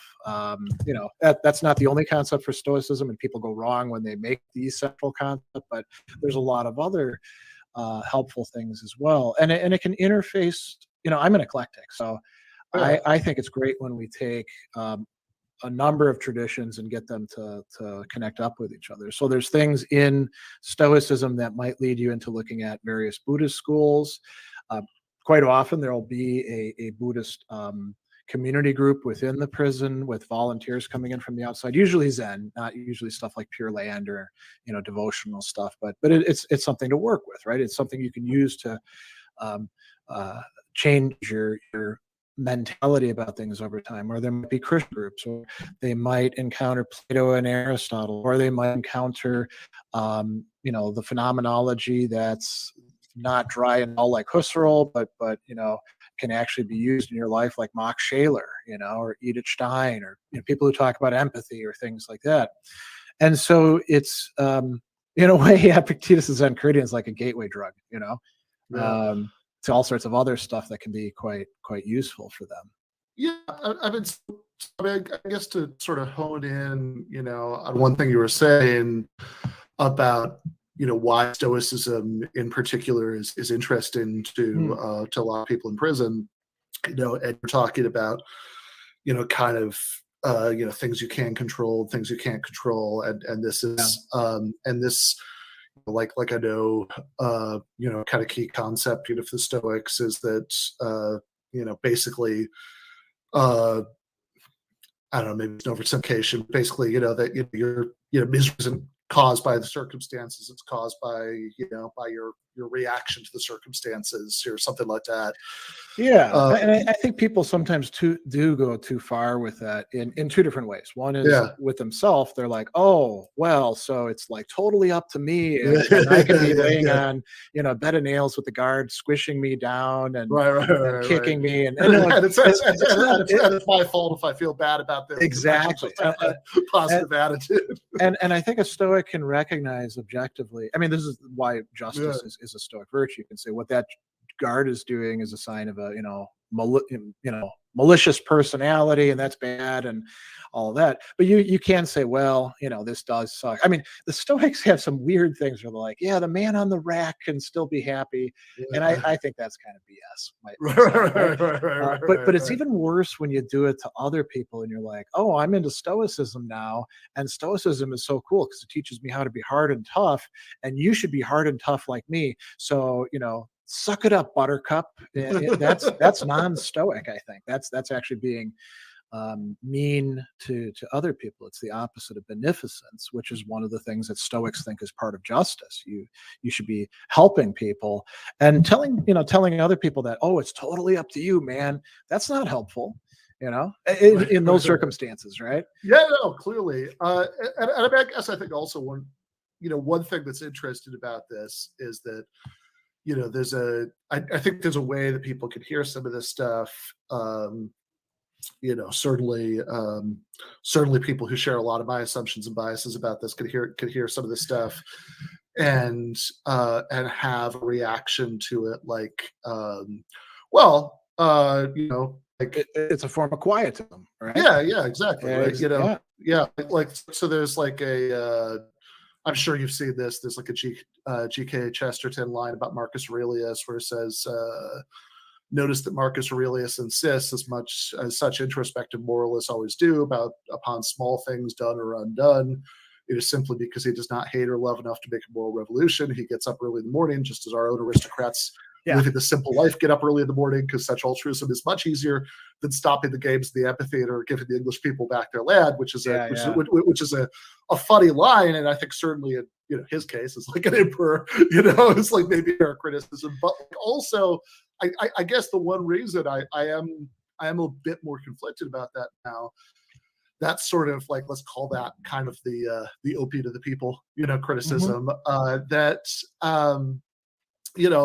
I think there might be something to it, at least in some interpretations or applications, but that's I also think, like, all right, look, I want people to be mad about unjust circumstances, try to change them, but also there's an awful lot of misery that happens that's not actually a product of unjust circumstances. It's just a product of life, so I mean, I've I mean, in the I mean, to be personal, I mean, like in the last year or so, right, like I think that in terms of like actual position in the economic hierarchy or whatever, I'm probably doing a little bit better than I was, right? I mean, like essentially having this YouTube channel and everything, I'm essentially a very, very small business owner, but also, there have been a couple of people that I cared about, who died in the last year, like I've spent a fair amount of time being miserable, not because of unjust economic systems or, imperialist wars or anything like that, but just because of like day-to-day human tragedy. Crap that life throws at you, Yeah. I think so. There's a lot of things to say in response to this. I think that it's a legitimate criticism of Stoicism in general, that, and a lot of people have made this, that they don't have enough room for things like grieving or anger that could actually be helpful. Now, Seneca makes the point on anger that anything that anger can motivate us to do that is what we ought to be doing, practical reason by itself could do as well. And he makes a lot of good cases, like, you can't count on anger to carry people through when it comes to like social justice issues, because they get angry and then they stop being angry and then they're like, oh, I'm not bothered by this anymore, I'm going to quit doing what I'm doing. And so maybe there is something to the Stoic position, but they go a little bit too far with it, right? And that's like the actual genuine Stoic position. Now, there are a lot of people out there, and I throw terms like fake Stoicism around. Problem. Some people in the modern Stoic movement get mad at me for doing that, because who am I to judge? Well, I'm somebody who studied the texts and actually thought about this. So I think I'm perfectly entitled to call a lot of the self-helpy, tech bro, Stoicism as masculinity. I think that's fake stuff, and that should be called out by people who want to view themselves as Stoics as fake garbage. And should Stoicism lead to doing things that would be socially transformative and well thought through? Yes, because justice is a virtue and so is wisdom. So if you're taking that stuff seriously, you would be doing that. And when we look at the representatives of Stoicism, Marcus Aurelius, Cato, Seneca, they didn't just retreat into their inner citadel and have a nice time there. They committed themselves. Now, you can say Marcus should have eliminated slavery, but nobody thought about eliminating slavery. I mean, there were people who criticized it, but nobody, practically speaking, did that. Marcus got a lot of I don't know how many people have even criticized it at that point. Aristotle tells us that, and that would be like four centuries earlier. That there are people. This is in Politics Book 1. There are people who say that all slavery is by force and therefore against nature. He doesn't name who they are, but he must have been reacting to someone. Yeah, that's true. That's true. Well, and I don't think it was just so whoever had that critique, like they didn't. We don't. They never got power. They never. They never got power, or through whatever combination of unpopularity and happenstance. We don't have their write-ins now. But so actually, I think this is a good thing to keep in mind. If a person is claiming to be a Stoic and they really are just a quietist, then there's a disconnect between the actual Texan authors and the tradition and what they're doing. And it could be that they're doing it because they're so one down, so traumatized, they're in intergenerational poverty, or half of their family's incarcerated, or pick whatever it is, that they can't jump in and do the transformative stuff. And I think in that case, well, that's okay, But if it's some, middle class suburb person and they've picked up, Marcus Aurelius, and they're using it basically to be a jerk who withdraws from everybody and doesn't get involved. Okay, that's a whole different ballgame. And it's a legitimate critique, and I think it's something that people from outside the Stoic movement probably do need to keep making, because there's so many fake Stoics that are marketing their stuff. People have realized that there's an interest, and so they glommed onto it. And it's interesting because they're pursuing precisely the things that Stoics say you shouldn't prioritize: wealth, position, power, celebrity. So I won't name any names, but I'll say that anybody who's selling a Stoic challenge coin is probably full of shit. Fair enough. Yeah. Yeah.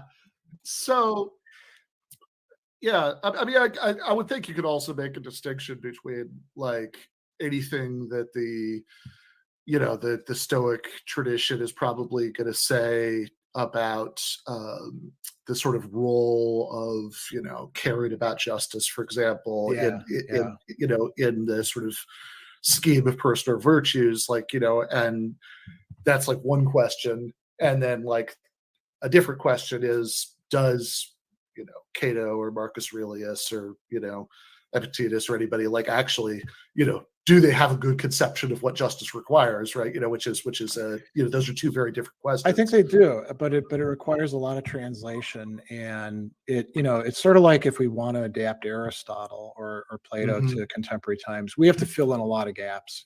We can't just be fundamentalists of Epictetus's discourses, like people are fundamentalists of the Bible, sort of proof texting and picking the parts that we like and creating this very, ahistorical, idol that we're trying to live up to. We have to be, I won't say we have to be modern Stoics, because I'm not a Stoic, I'm an eclectic. I draw upon Stoicism, but I think we have an obligation to rethink things. And so, Lawrence Becker, in his book, A New Stoicism, he says, what would Stoicism have been like if it hadn't disappeared in the early Middle Ages and it actually had come into contact with all these other thinkers? That's what we have to do. We can't just say, well, Seneca said, and then for that reason we ignore what Marx had to say, or Nietzsche had to say, or Mary Wollstonecraft had to say, or pick whoever, right? Yeah. Yeah. I mean, of course, right. I mean, Seneca is also an interesting example for the political justice issue, right? Because my understanding is that, I mean, there's maybe a limit to how much you can blame anybody for their students' application. Nero was not applying anything that Seneca taught him, Okay. And it's one of those sort of things where it's sort of like, I forget who says this, but somebody's like, oh, you claim to be a Christian and look at what a bad guy you are. And he says, just think about what I'd be like if I wasn't a Christian. Right. Holding me back a little bit. Right. So without the Stoicism, who knows what Nero would have done? I mean, you know what the usual criticism of Seneca is he was a rich hypocrite. He was very wealthy, and he talks a lot about how we have to do this Stoic practice and all that, but it's not like he spent his money helping people do that. Right. Yeah. So we've got it seems like something that Stoic thinkers spend a lot of time thinking about is how to sort of be prepared for death, how to be sort of reconciled with the inevitability of death. So we've got about a minute left. How do I do that? Oh, well, the traditional thing is you think about it every day, and you don't think about it like in a morbid way or a way that's going to terrify you. You do it in like little doses, what they call. The fancy name is premeditatio malorum. It just means thinking about bad things in advance. And you don't have to do it just with death. I mean, you can think about like, oh, I'm going to have to give this talk, and what if it goes bad? What if everybody hates me? And then you kind of think about, well, how bad actually is this? And it sounds kind of hokey, new agey, but turns out it actually does help. Gonna when you start with microdose exactly. thoughts about death. Yeah, microdosing. That's a good way to put it. All right. Thank you so much, Greg. This was a lot of fun. We need to do it again. Sounds great. Thanks so much for having me on. Thank you. All right. That was Gregory Sadler.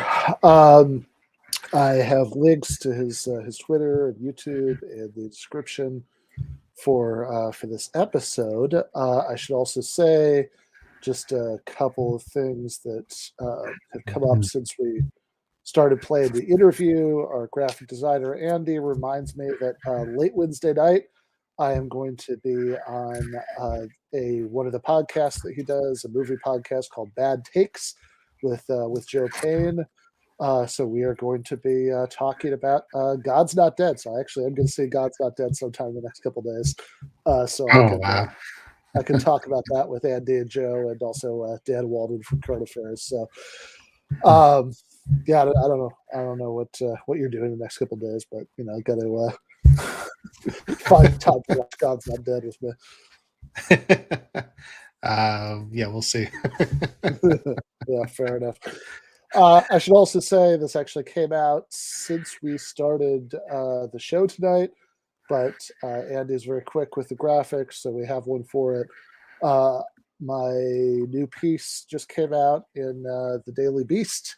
It's called "Bar Didn't Change." He's always been a cringe centrist. I think people know that authors don't write headlines. I've never used cringe as a adjective in my life, and I don't plan to start. But I do stand by everything it says inside the piece. Bill Maher sucks very much.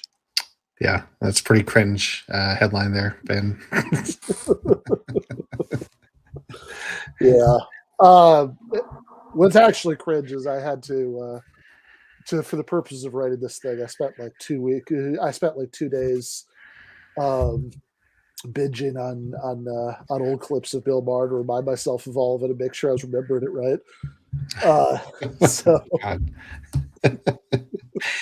The things you do for this for this show and for your writing are impressive, very impressive. That's one word for it. Yeah. So fair enough. Well, speaking about as impressive as what I'm about to endure to do this. So. Yeah. So we have a clip here of a friend of the show, and I'm doing that in the shitty way to be a person we think sucks. Ben Shapiro taking his shot at doing a little reasoning about the subject that Ryan wrote his dissertation about, which is free will and determinism. One area where we disagree on, you can see with my wristband here that we do agree on a lot, but one area where we do disagree on is religion, and particularly your justification for the veracity of religion and for the existence of God. And so in a lot of these discussions with Joe Rogan, with Dave Rubin, you talk about free will as your justification for the existence of God, that free will is something incorporeal, and it's hard to explain the existence of free will, so we need a God to justify that sort of thing as sort of an underlying principle for prosperous civilizations. Is that kind of an accurate sum of your 75%, right? Yes, okay. Sounds good. 75% with you is pretty good. I mean, it's hard to sum up a broader view. Yes, a very broad view of that. But I have a more biologically determinate view of free will.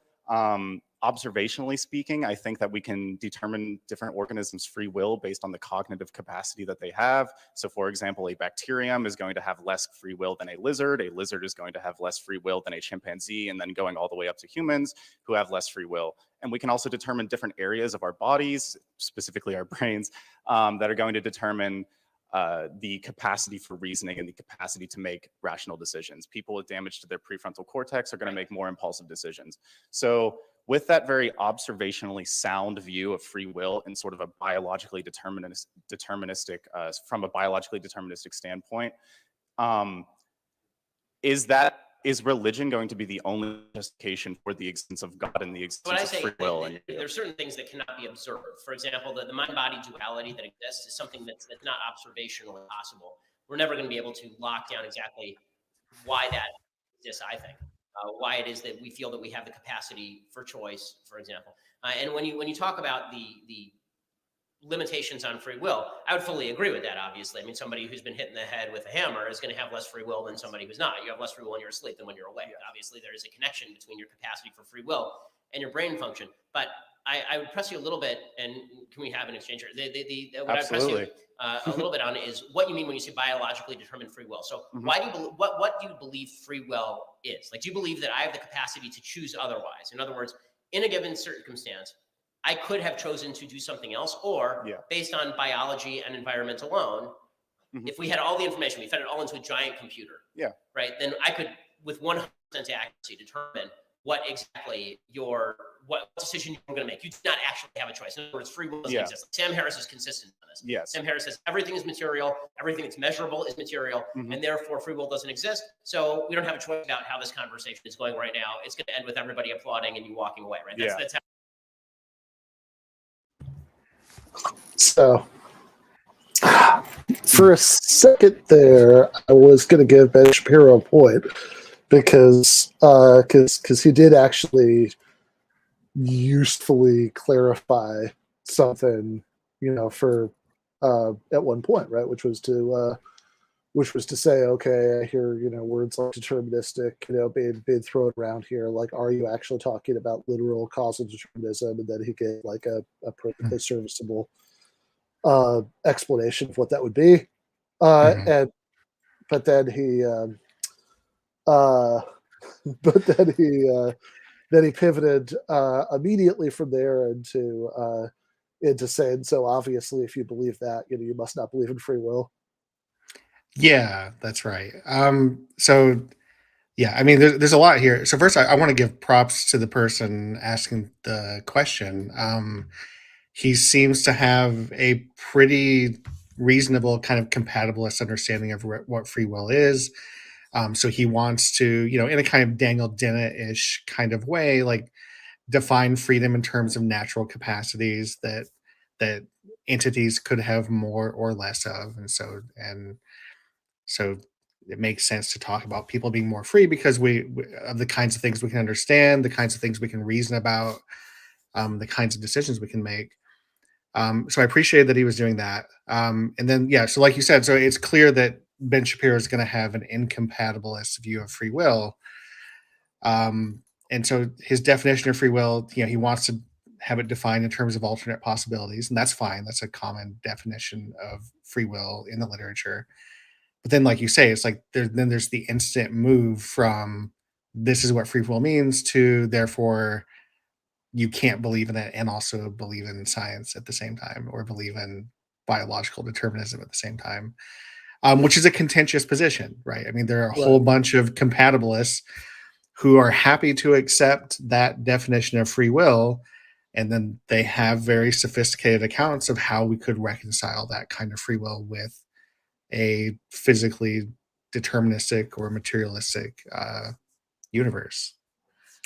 Yeah, I mean, if nothing else, when you say that something could or couldn't be otherwise, like, I mean, I think that outside of the context of arguing about free will and determinism, what we seem to mean by could and couldn't, usually when we talk about alternate scenarios, whether something could be otherwise, could be different than it is that there's some like interested, important, relevant set of facts about that thing, and we're asking whether something else happening than what did happen would be consistent with all of those facts, right? So if if you have, I don't know. I mean, if you're shooting hoops in your backyard and you miss one, then when somebody says, well, you could have gotten it, right? Yes. Like they don't mean literally. They don't if mean literally like every- holding every physical condition the same. They mean, right, someone like you with your abilities and your talents and your skill with basketball in similar circumstances, there's a good chance you'd make that shot if you try it again. Right, exactly, right. That they have, because if it's like, molecule by molecule, every single physical fact about, the angle at which you're shooting, and the air around it, and exactly how much pressure applied, and et cetera, et cetera, et cetera. If you held all that constant, then no, you could not have made the shot. But everybody understands what we mean when we say that you could have made the shot. And that's right.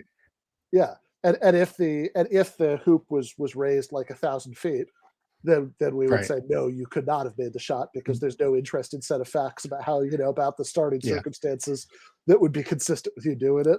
That's right. And that would come down to just the kind of thing that kid was talking about, like just given your human biology and what a human being is, how far a human being is physically capable of throwing a basketball. Yeah, in that case, we would just say, no, that's not a thing that you could do. But so that's right. So that's the kind of thing compatibilists will point to, is that there is an ordinary language, everyday understanding of could have done otherwise, that does not require us to hold all of the facts that we when we speak that way, we do abstract away from some of the facts. And so even if determinism is true, that ordinary understanding of could have done otherwise could still survive. And then the debate is, well, is that sense of could have done otherwise the one that matters for free will and moral responsibility and all that stuff? And you can have a conversation about that, and there are reasonable people who will reject that. But he's just, I mean, in spite of being the cool kid's philosopher, he's just glossing over this whole discourse and just assuming that once you grant the could have done otherwise definition of free will, that it's automatically incompatible with determinism or materialism or science, I guess. Right. Yeah, no, exactly. And of course, all that is granted the could have done otherwise definition, which is itself super controversial. Yes. But there are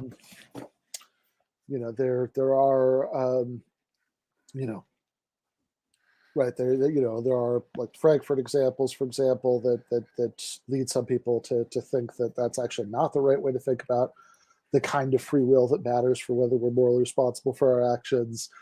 But what I find most interesting about this is that the cool kid's philosopher is citing another great philosopher, Sam Harris, because Sam Harris is dismissive of the idea that you could, that you could reconcile free will and determinism, and Shapiro is doing this weird thing where he says, "Well, see, Sam Harris is consistent," meaning like, well, I understand Sam's position and I haven't bothered to look into anything else, so like it's probably these are the options.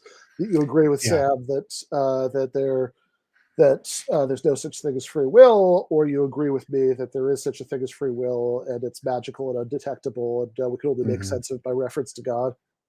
Yeah, that's right. Yeah, it isn't. Yeah, I would say Sam and Ben Shapiro, in spite of their deeply different worldviews, I think they are working with literally the exact same understanding of what free will means. Free will means something magic and non-physical. And Sam Harris says, well, we can't have something magic and non-physical. And Ben says, obviously we have free will, so therefore we do have something. Yeah. No, exactly. All right, let's keep watching. Yeah. That is how it is going to be. So what's your definition of free will? I think free will is the capacity to make choice and the capacity to take things from your perceptions and to act on that sort of thing. Okay, and I think it's very so choose otherwise free choice is something that you are for. You think? Yes, but I think it is very closely tied to scientific evidence about the observation of how free will works in our brains. Like I said, it's very closely tied to our perception. I cannot choose to catch a bullet. I can't choose to see radio waves. It's tied to our biological necessities. Okay, but here's the point. If you're a pure materialist, in other words, you have to acknowledge that there is something beyond the purely material that allows us to have the capacity to choose, because Yeah. otherwise it would be measurable, right? There's nothing Yeah. measurable that allows us the capacity to choose. Now, I'm not saying there that is something justifies measurable. Judeo-Christian religion. I'm saying Yes. that justifies something beyond scientific observation. I don't think it particularly justifies something beyond scientific observation, because we can view through like fMRI imaging in the brain, which parts of the brain are more active whenever higher Understood. decision making Again, is I'm not happening. saying that biology is disconnected Yes, from free will. yes. What I am saying is that you do have a limited capacity in whatever circumstance you Yeah, are as absolutely. a human being to Yeah. choose otherwise, to the extent that you are not brain damaged, for example. That is true. And as long as your brain is functioning, you have that capacity. That is not something that can be justified by science itself. Meaning that the capacity to choose otherwise has to be explained by a cause, right? Yes. What is the cause that is justifying that? If it's brain function, then you're just a materialist and you actually don't believe in free will. In terms of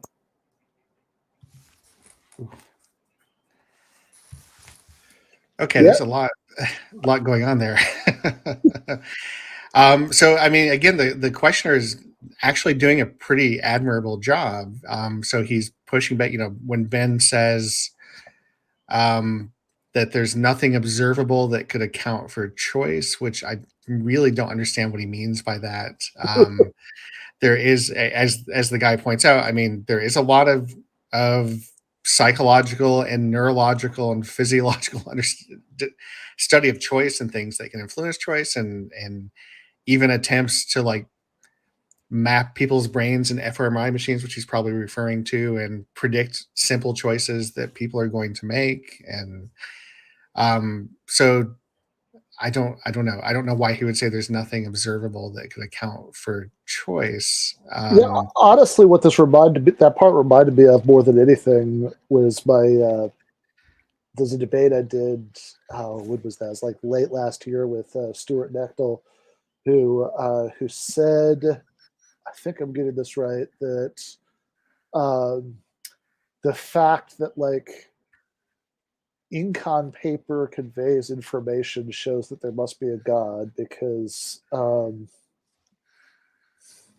actually not sure how to finish that sentence, but definitely that first part is something is something that he was saying. I've been saying that you can't like physically explain choice or explain choice with anything observable seems a lot like that, right? I mean, like is literally the claim that there's nothing about like physical brains that can that can explain why it is that people make the choices that they make. That seems like a really weird claim, right? Like, or is that just a sort of weird way of saying that you can't any purely physical explanation wouldn't explain why it was a free choice, because free choice means that there's this like magical violation of laws of physical necessity going on.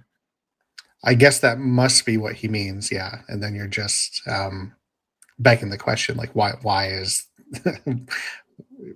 why is that the definition of free will that matters for the things that we care about? It's strange. Yeah, I just I guess also like even if you so I mean, even if you wanted to assume with him that we have to be indeterminists, and that so that free will really does require the ability to do otherwise, holding all of the facts constant, like holding every physical fact in the universe constant. So he seems to think if you have that definition of free will, there's no way you could be a materialist. But it's also just worth mentioning there are a whole bunch of materialist libertarians about free will too. So there are people like Robert Cain is the most well known. There are a few other contemporary philosophers defending similar accounts, and they argue that just given this hinges on us the right interpretation of quantum mechanics turning out to be true. But if it turns out that quantum mechanics is indeterministic, then they give accounts of how we might work that indeterminism into the decision-making process that would make our decisions really undetermined. It make it really possible, holding all the facts constant, that you could have done otherwise, and still have the choice be a result of your character and reasoning, etc. So he's also just glossing over the fact that there is a whole literature of people defending the view that we can have exactly the kind of free will he's talking about, without appealing to anything non-physical or divine or anything else. Yeah, or I mean, maybe to put an even sharper point on it, if it's not the kind of free will that he's talking about, like that would be really useful to clarify, because then like what's the difference, right? Like what's the thing that it lacks? Because if you have like the Robert Cade view, that the whatever, the brain is a quantum computer, so you have that at least at certain points there are, like, for certain kinds of decision making, it's possible that you'd sometimes have these moments of where where like your normal processes of decision making are deadlocked, and there would be just quantum indeterminacy would have a chance to make a difference one way or the other, and so then you're reasoning about what to do. The outcome of that reasoning isn't determined by the starting conditions, the laws of physics, and if, as I kind of suspect, right, given his view, like if Shapiro then wanted to say, well, maybe that wouldn't count as free will either, right? Then that would be a good time to say, okay, well, spell out for me, the thing you think is missing here, because I suspect, like, I expect a lot of people actually find views like that unsatisfying, because it doesn't quite scratch the incompatibilist itch about this. Because say, well, all right, if I start thinking too hard about things being, about deterministic chains of cause and effect, then that doesn't seem free willy to me. And but also, if I start thinking too hard about chains of cause and effect that have elements of randomness to them, that doesn't seem free willy either. And at which point you could just say, well, whatever, there's no such thing either way, a perfectly respectable position. Or like it could become really, really clear that you're just God in the gaps in it, right? That like if you don't actually have to spell out a mechanism that you're thinking about, then since it's not spelled out, nothing about it is like activated. Then no, that doesn't quite sound like what I want either. But if he can't articulate that, then using this as an argument for God becomes a lot weaker, because he starts with, like, I mean, I think at least the move he seems to be wanting to make is, here's this understanding of free will, you agree with it, and you can't reconcile this understanding of free will with materialism or whatever. But as you start making the concept of free will something more and more abstract, and that isn't even satisfied even if we have the genuine ability to do otherwise that he started out with, then it's not clear what he's saying you can't make sense of given materialism. Then what is the thing that we can't have if I have a materialistic worldview? Yeah, which again is also a really interesting question, because it does seem like he's equating materialism and determinism here. He is doing that, yeah, absolutely. And yeah, I mean, just quite obviously a live option on the table is that materialism is true and determinism is false. Like that's a coherent position that a lot of people hold. Could be nothing but material reality, but could be that the Copenhagen interpretation of quantum physics is true, so material reality is not entirely deterministic. At the very least, if you want to, that seems like that seems like an empirical question whether that's true, not just something that's like conceptually, we're gonna rule out. And yeah, if it's, but like once you have made that clear, it's like, okay, so if there's something about materialism that's not just determinism that's incompatible with it, then that does again start to feel very, very God in the gapsy. Like not maybe that's the wrong way to put it, but I mean it does start to feel like that if you put a lot of words that we sort of have a feeling of hush reverence about on top of just a complete lack of any explanation of how it works, You know, Yeah. that you know, that works emotionally in ways that it might not if you tried to spell it out. But anyway, my Yeah. suspicion, possibly unfair. Yeah. Brain function, I do think that our brains act on a continuum in terms of how they grapple with free will and grapple with these choices. So, you know, you had said that if you were hit with a hammer, you would have less free will than someone whose head wasn't hit with a hammer. Right. I think if the negative is true, then that definitely can show us that the positive can also be true as well. Animals with more distinct brains. But here's the problem. You're operating in my universe where you Yes. do have the capacity to choose otherwise. And what I'm saying Yes. is I don't think that science can actually justify pure scientific materialism. Yes. I don't think can actually justify the capacity to choose otherwise. Like Sam Harris's definition of free will is you don't have any external pressures acting on you, Yes. but you're always foreordained to have done X, Y, or Z. Okay. You're operating in my world where you do, regardless of what the external pressures are, and regardless of your biology or environment, you do have the capacity. I can pick up my watch right now or not pick up my watch right now. That's my choice, for example. And you have the capacity to determine whether you get married or whether you don't. That's something you get to choose. And we couldn't just feed it into a computer and get you. Right. Yes. And what that suggests is that there is a spiritual world that lives beyond what is scientifically measurable. Yes. Well, the only difference between you and I is I think that spiritual world or that incorporeal world is what exists within our brain, and something immaterial can exist right. You think within that our it brain. Emerges from our brain. And what Yeah, I'm exactly, saying, from consciousness. Right. And He's doing so good. Emerges from the brain. What I'm saying is that if you believe that consciousness emerges from the brain, yes, a material object cannot actually create the capacity to choose beyond the material object. So what do you think is beyond the material object then? That future in terms of what, you know, I mean, we're this is where I say manipulating that there in is terms such a thing as a godly capacity that has been given to us. Yes, that and that's separates where us we from the disagree animals, as right? well. This is where religion comes in. Yeah, exactly. So we're going to have to agree to disagree on this one. But thank you. I don't know why. That's a terrible moment to agree to disagree. Just like say tell me more about the godly capacity. Yeah, that's a very big claim.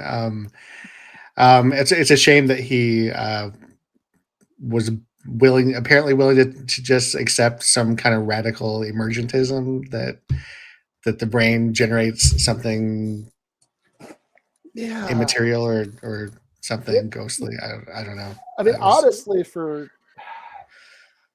like when the whole clip first started, the students seemed, it's like, okay, this is going to be weird and, you know, whatever. And then it's like, no, wait a second. Everything he's saying is like pretty well defined and internally consistent. And, you know, like I know what he means. And then, yeah, no, he seems like someone who might have read Dennett's like Elbow Room or something. Like he's clearly engaged with this literature a little bit. And then, yeah, at the end, he made that weird concession about consciousness being spooky and non-physical, which he absolutely did not need to make. He should not have made. He should have just said, like, well, I don't think that conscious decision making is spooky. I just think this is a material, you know, process.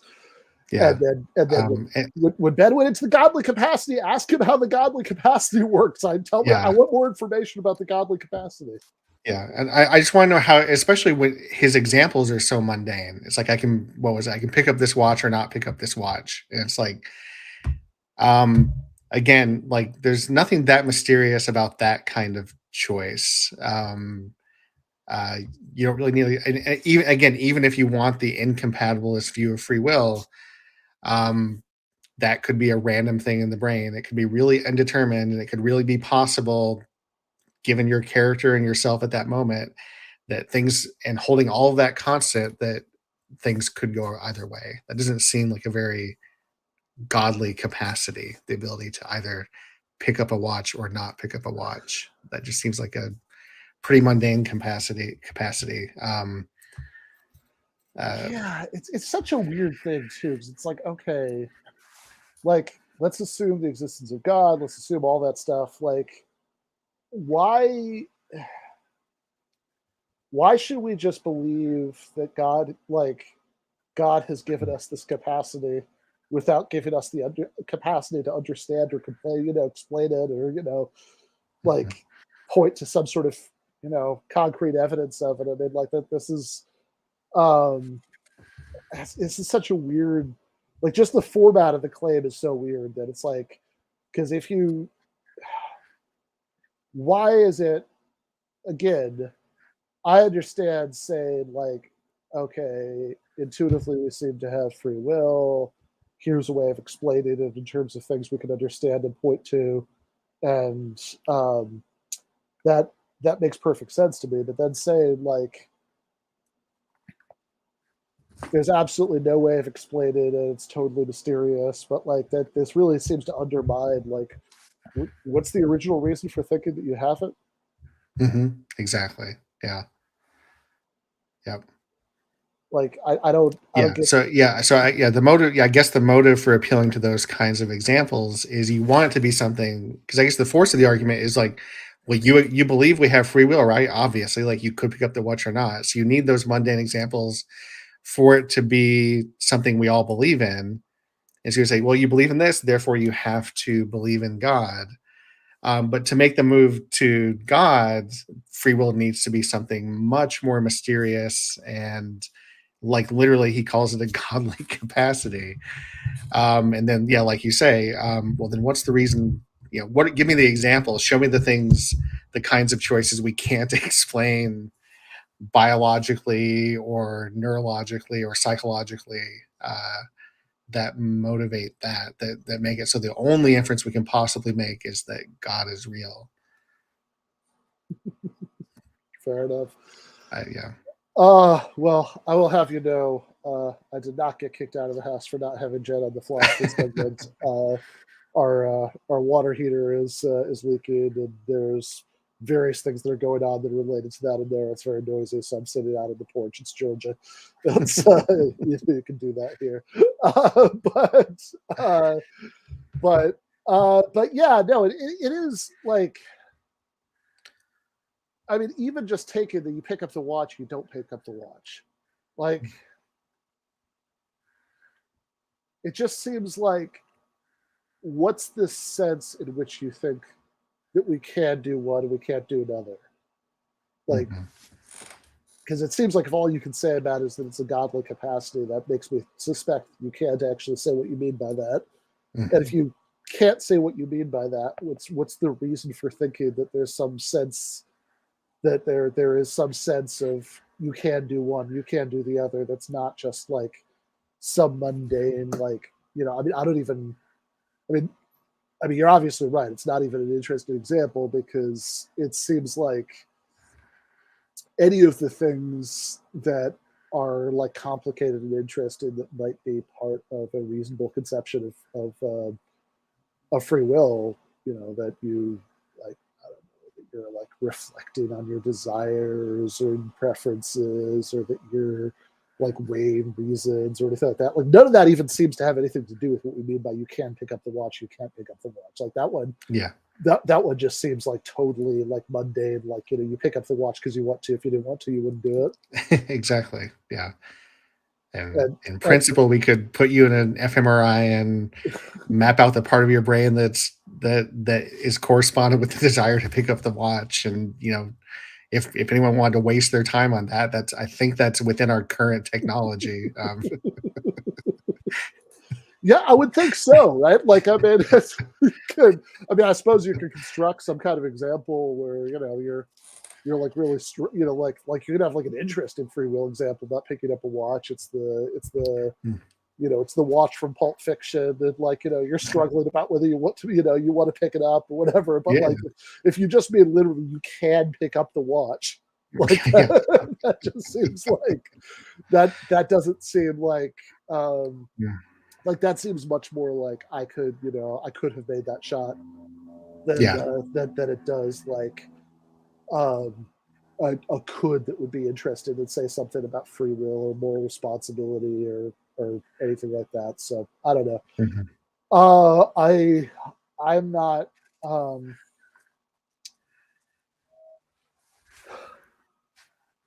I am not convinced that Ben Shapiro is actually good at philosophy. So I'm just gonna leave it there. I will say this did not convince me. I would like to know more. Wonder if he's written about this. The student reference that he has talked about it on like Sam Harris and Joe Rogan shows and whatever. But I'm wondering if Shapiro's like actually written this argument out. Another question that was just kind of occurring to me, it probably doesn't really matter because I doubt Shapiro's actually thought it through carefully enough to have an answer. But I wonder if this is meant to be like more of an argument from experience, like it feels like we have free will, and so that's evidence that we have this godly capacity that could only be explained in non-material terms, or is it like a transcendental argument that we have to presuppose that we have the godly free will in order to make sense of our more, like, is it more of a Kantian thing, like when you have to presuppose it? I mean, the second one would be a much better argument. I was assuming it was the first one, which is why. I mean, what he was saying felt much more like the first argument, but which is kind of what I was getting at. Like, you know, it's like, okay, so wait a second. If this is something totally ineffable and inexplicable, you know, and there's you couldn't explain where in your experience is the evidence for that? So you feel like you have an ineffable, inexplicable, you know, like totally, you know, transcendent, incomprehensible kind of free will. Is that what it feels like? Really?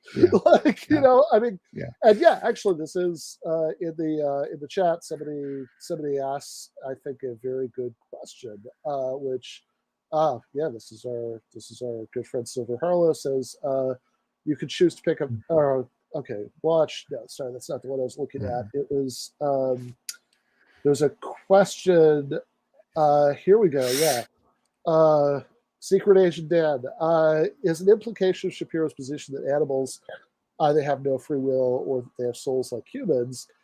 It seems like yes. Also, though, like let's pause on animals for a second because, and in fact, I don't think it's even just the disjunction. I think he explicitly embraced the first fork of the disjunction in what he said, that animals have no free will. He said it's a godly capacity that separates us from animals. But wait a second, let's talk about the damn watch again.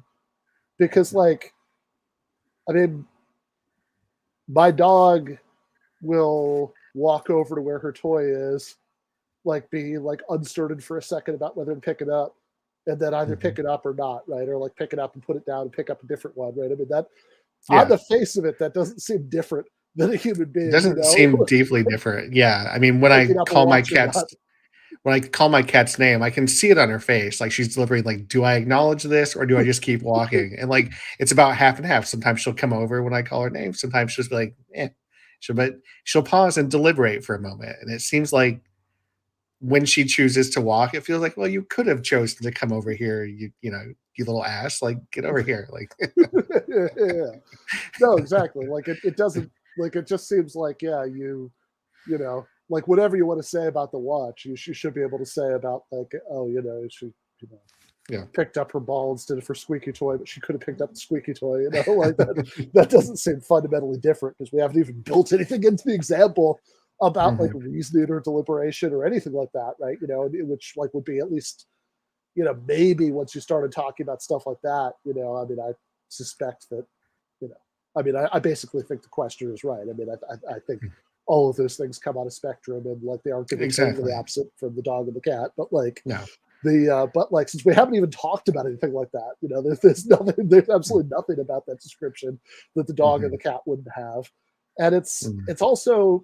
Yeah, I remember Harry Frankfurt making this point about animals, one of his papers, that it's like, you know, okay, if one of the things that you want from the account of free will is separated, you know, is that you want to say something about human decision making that would apply to non-human animals.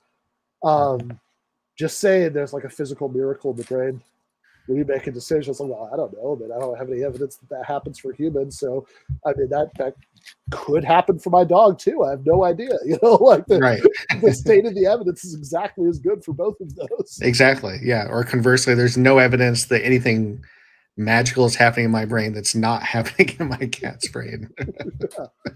Like, as far as I know, like, our evidence is that, you know, physiologically cat brains and human brains, like neurons are like very chemically similar. It's like we just have a lot more of it, but it's structurally very, very similar. Right. I mean, this, you know, exactly. So it's like, yeah, you could say like if you built in enough stuff about reasoning, then like maybe that's something your cat can't do.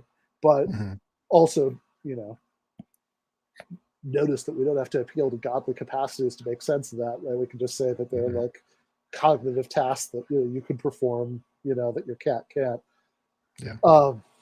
So anyway, I'm not impressed. There is a lot of suggestion in the chat that cats are gods, which I'm kind of on board with. So maybe. Yeah.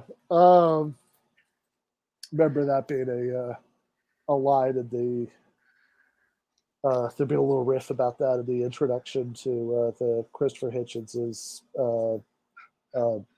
Portable Atheism anthology about the about cats thinking they're God and dogs thinking that you're God. that seems about right. Yeah. Fair enough. All right. Thanks, Ryan. I will. Yeah, absolutely. I will see you when you come over to watch God is dead. God's not dead. Sorry, God's not dead. All right, sounds good.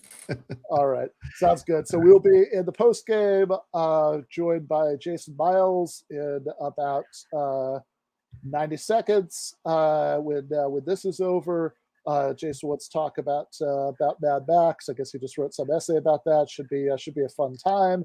We will be back here on Thursday for some sort of debate breakdown, and then next Monday when the hosts of the What's Left of Philosophy podcast will be on here, so it should be a very good time.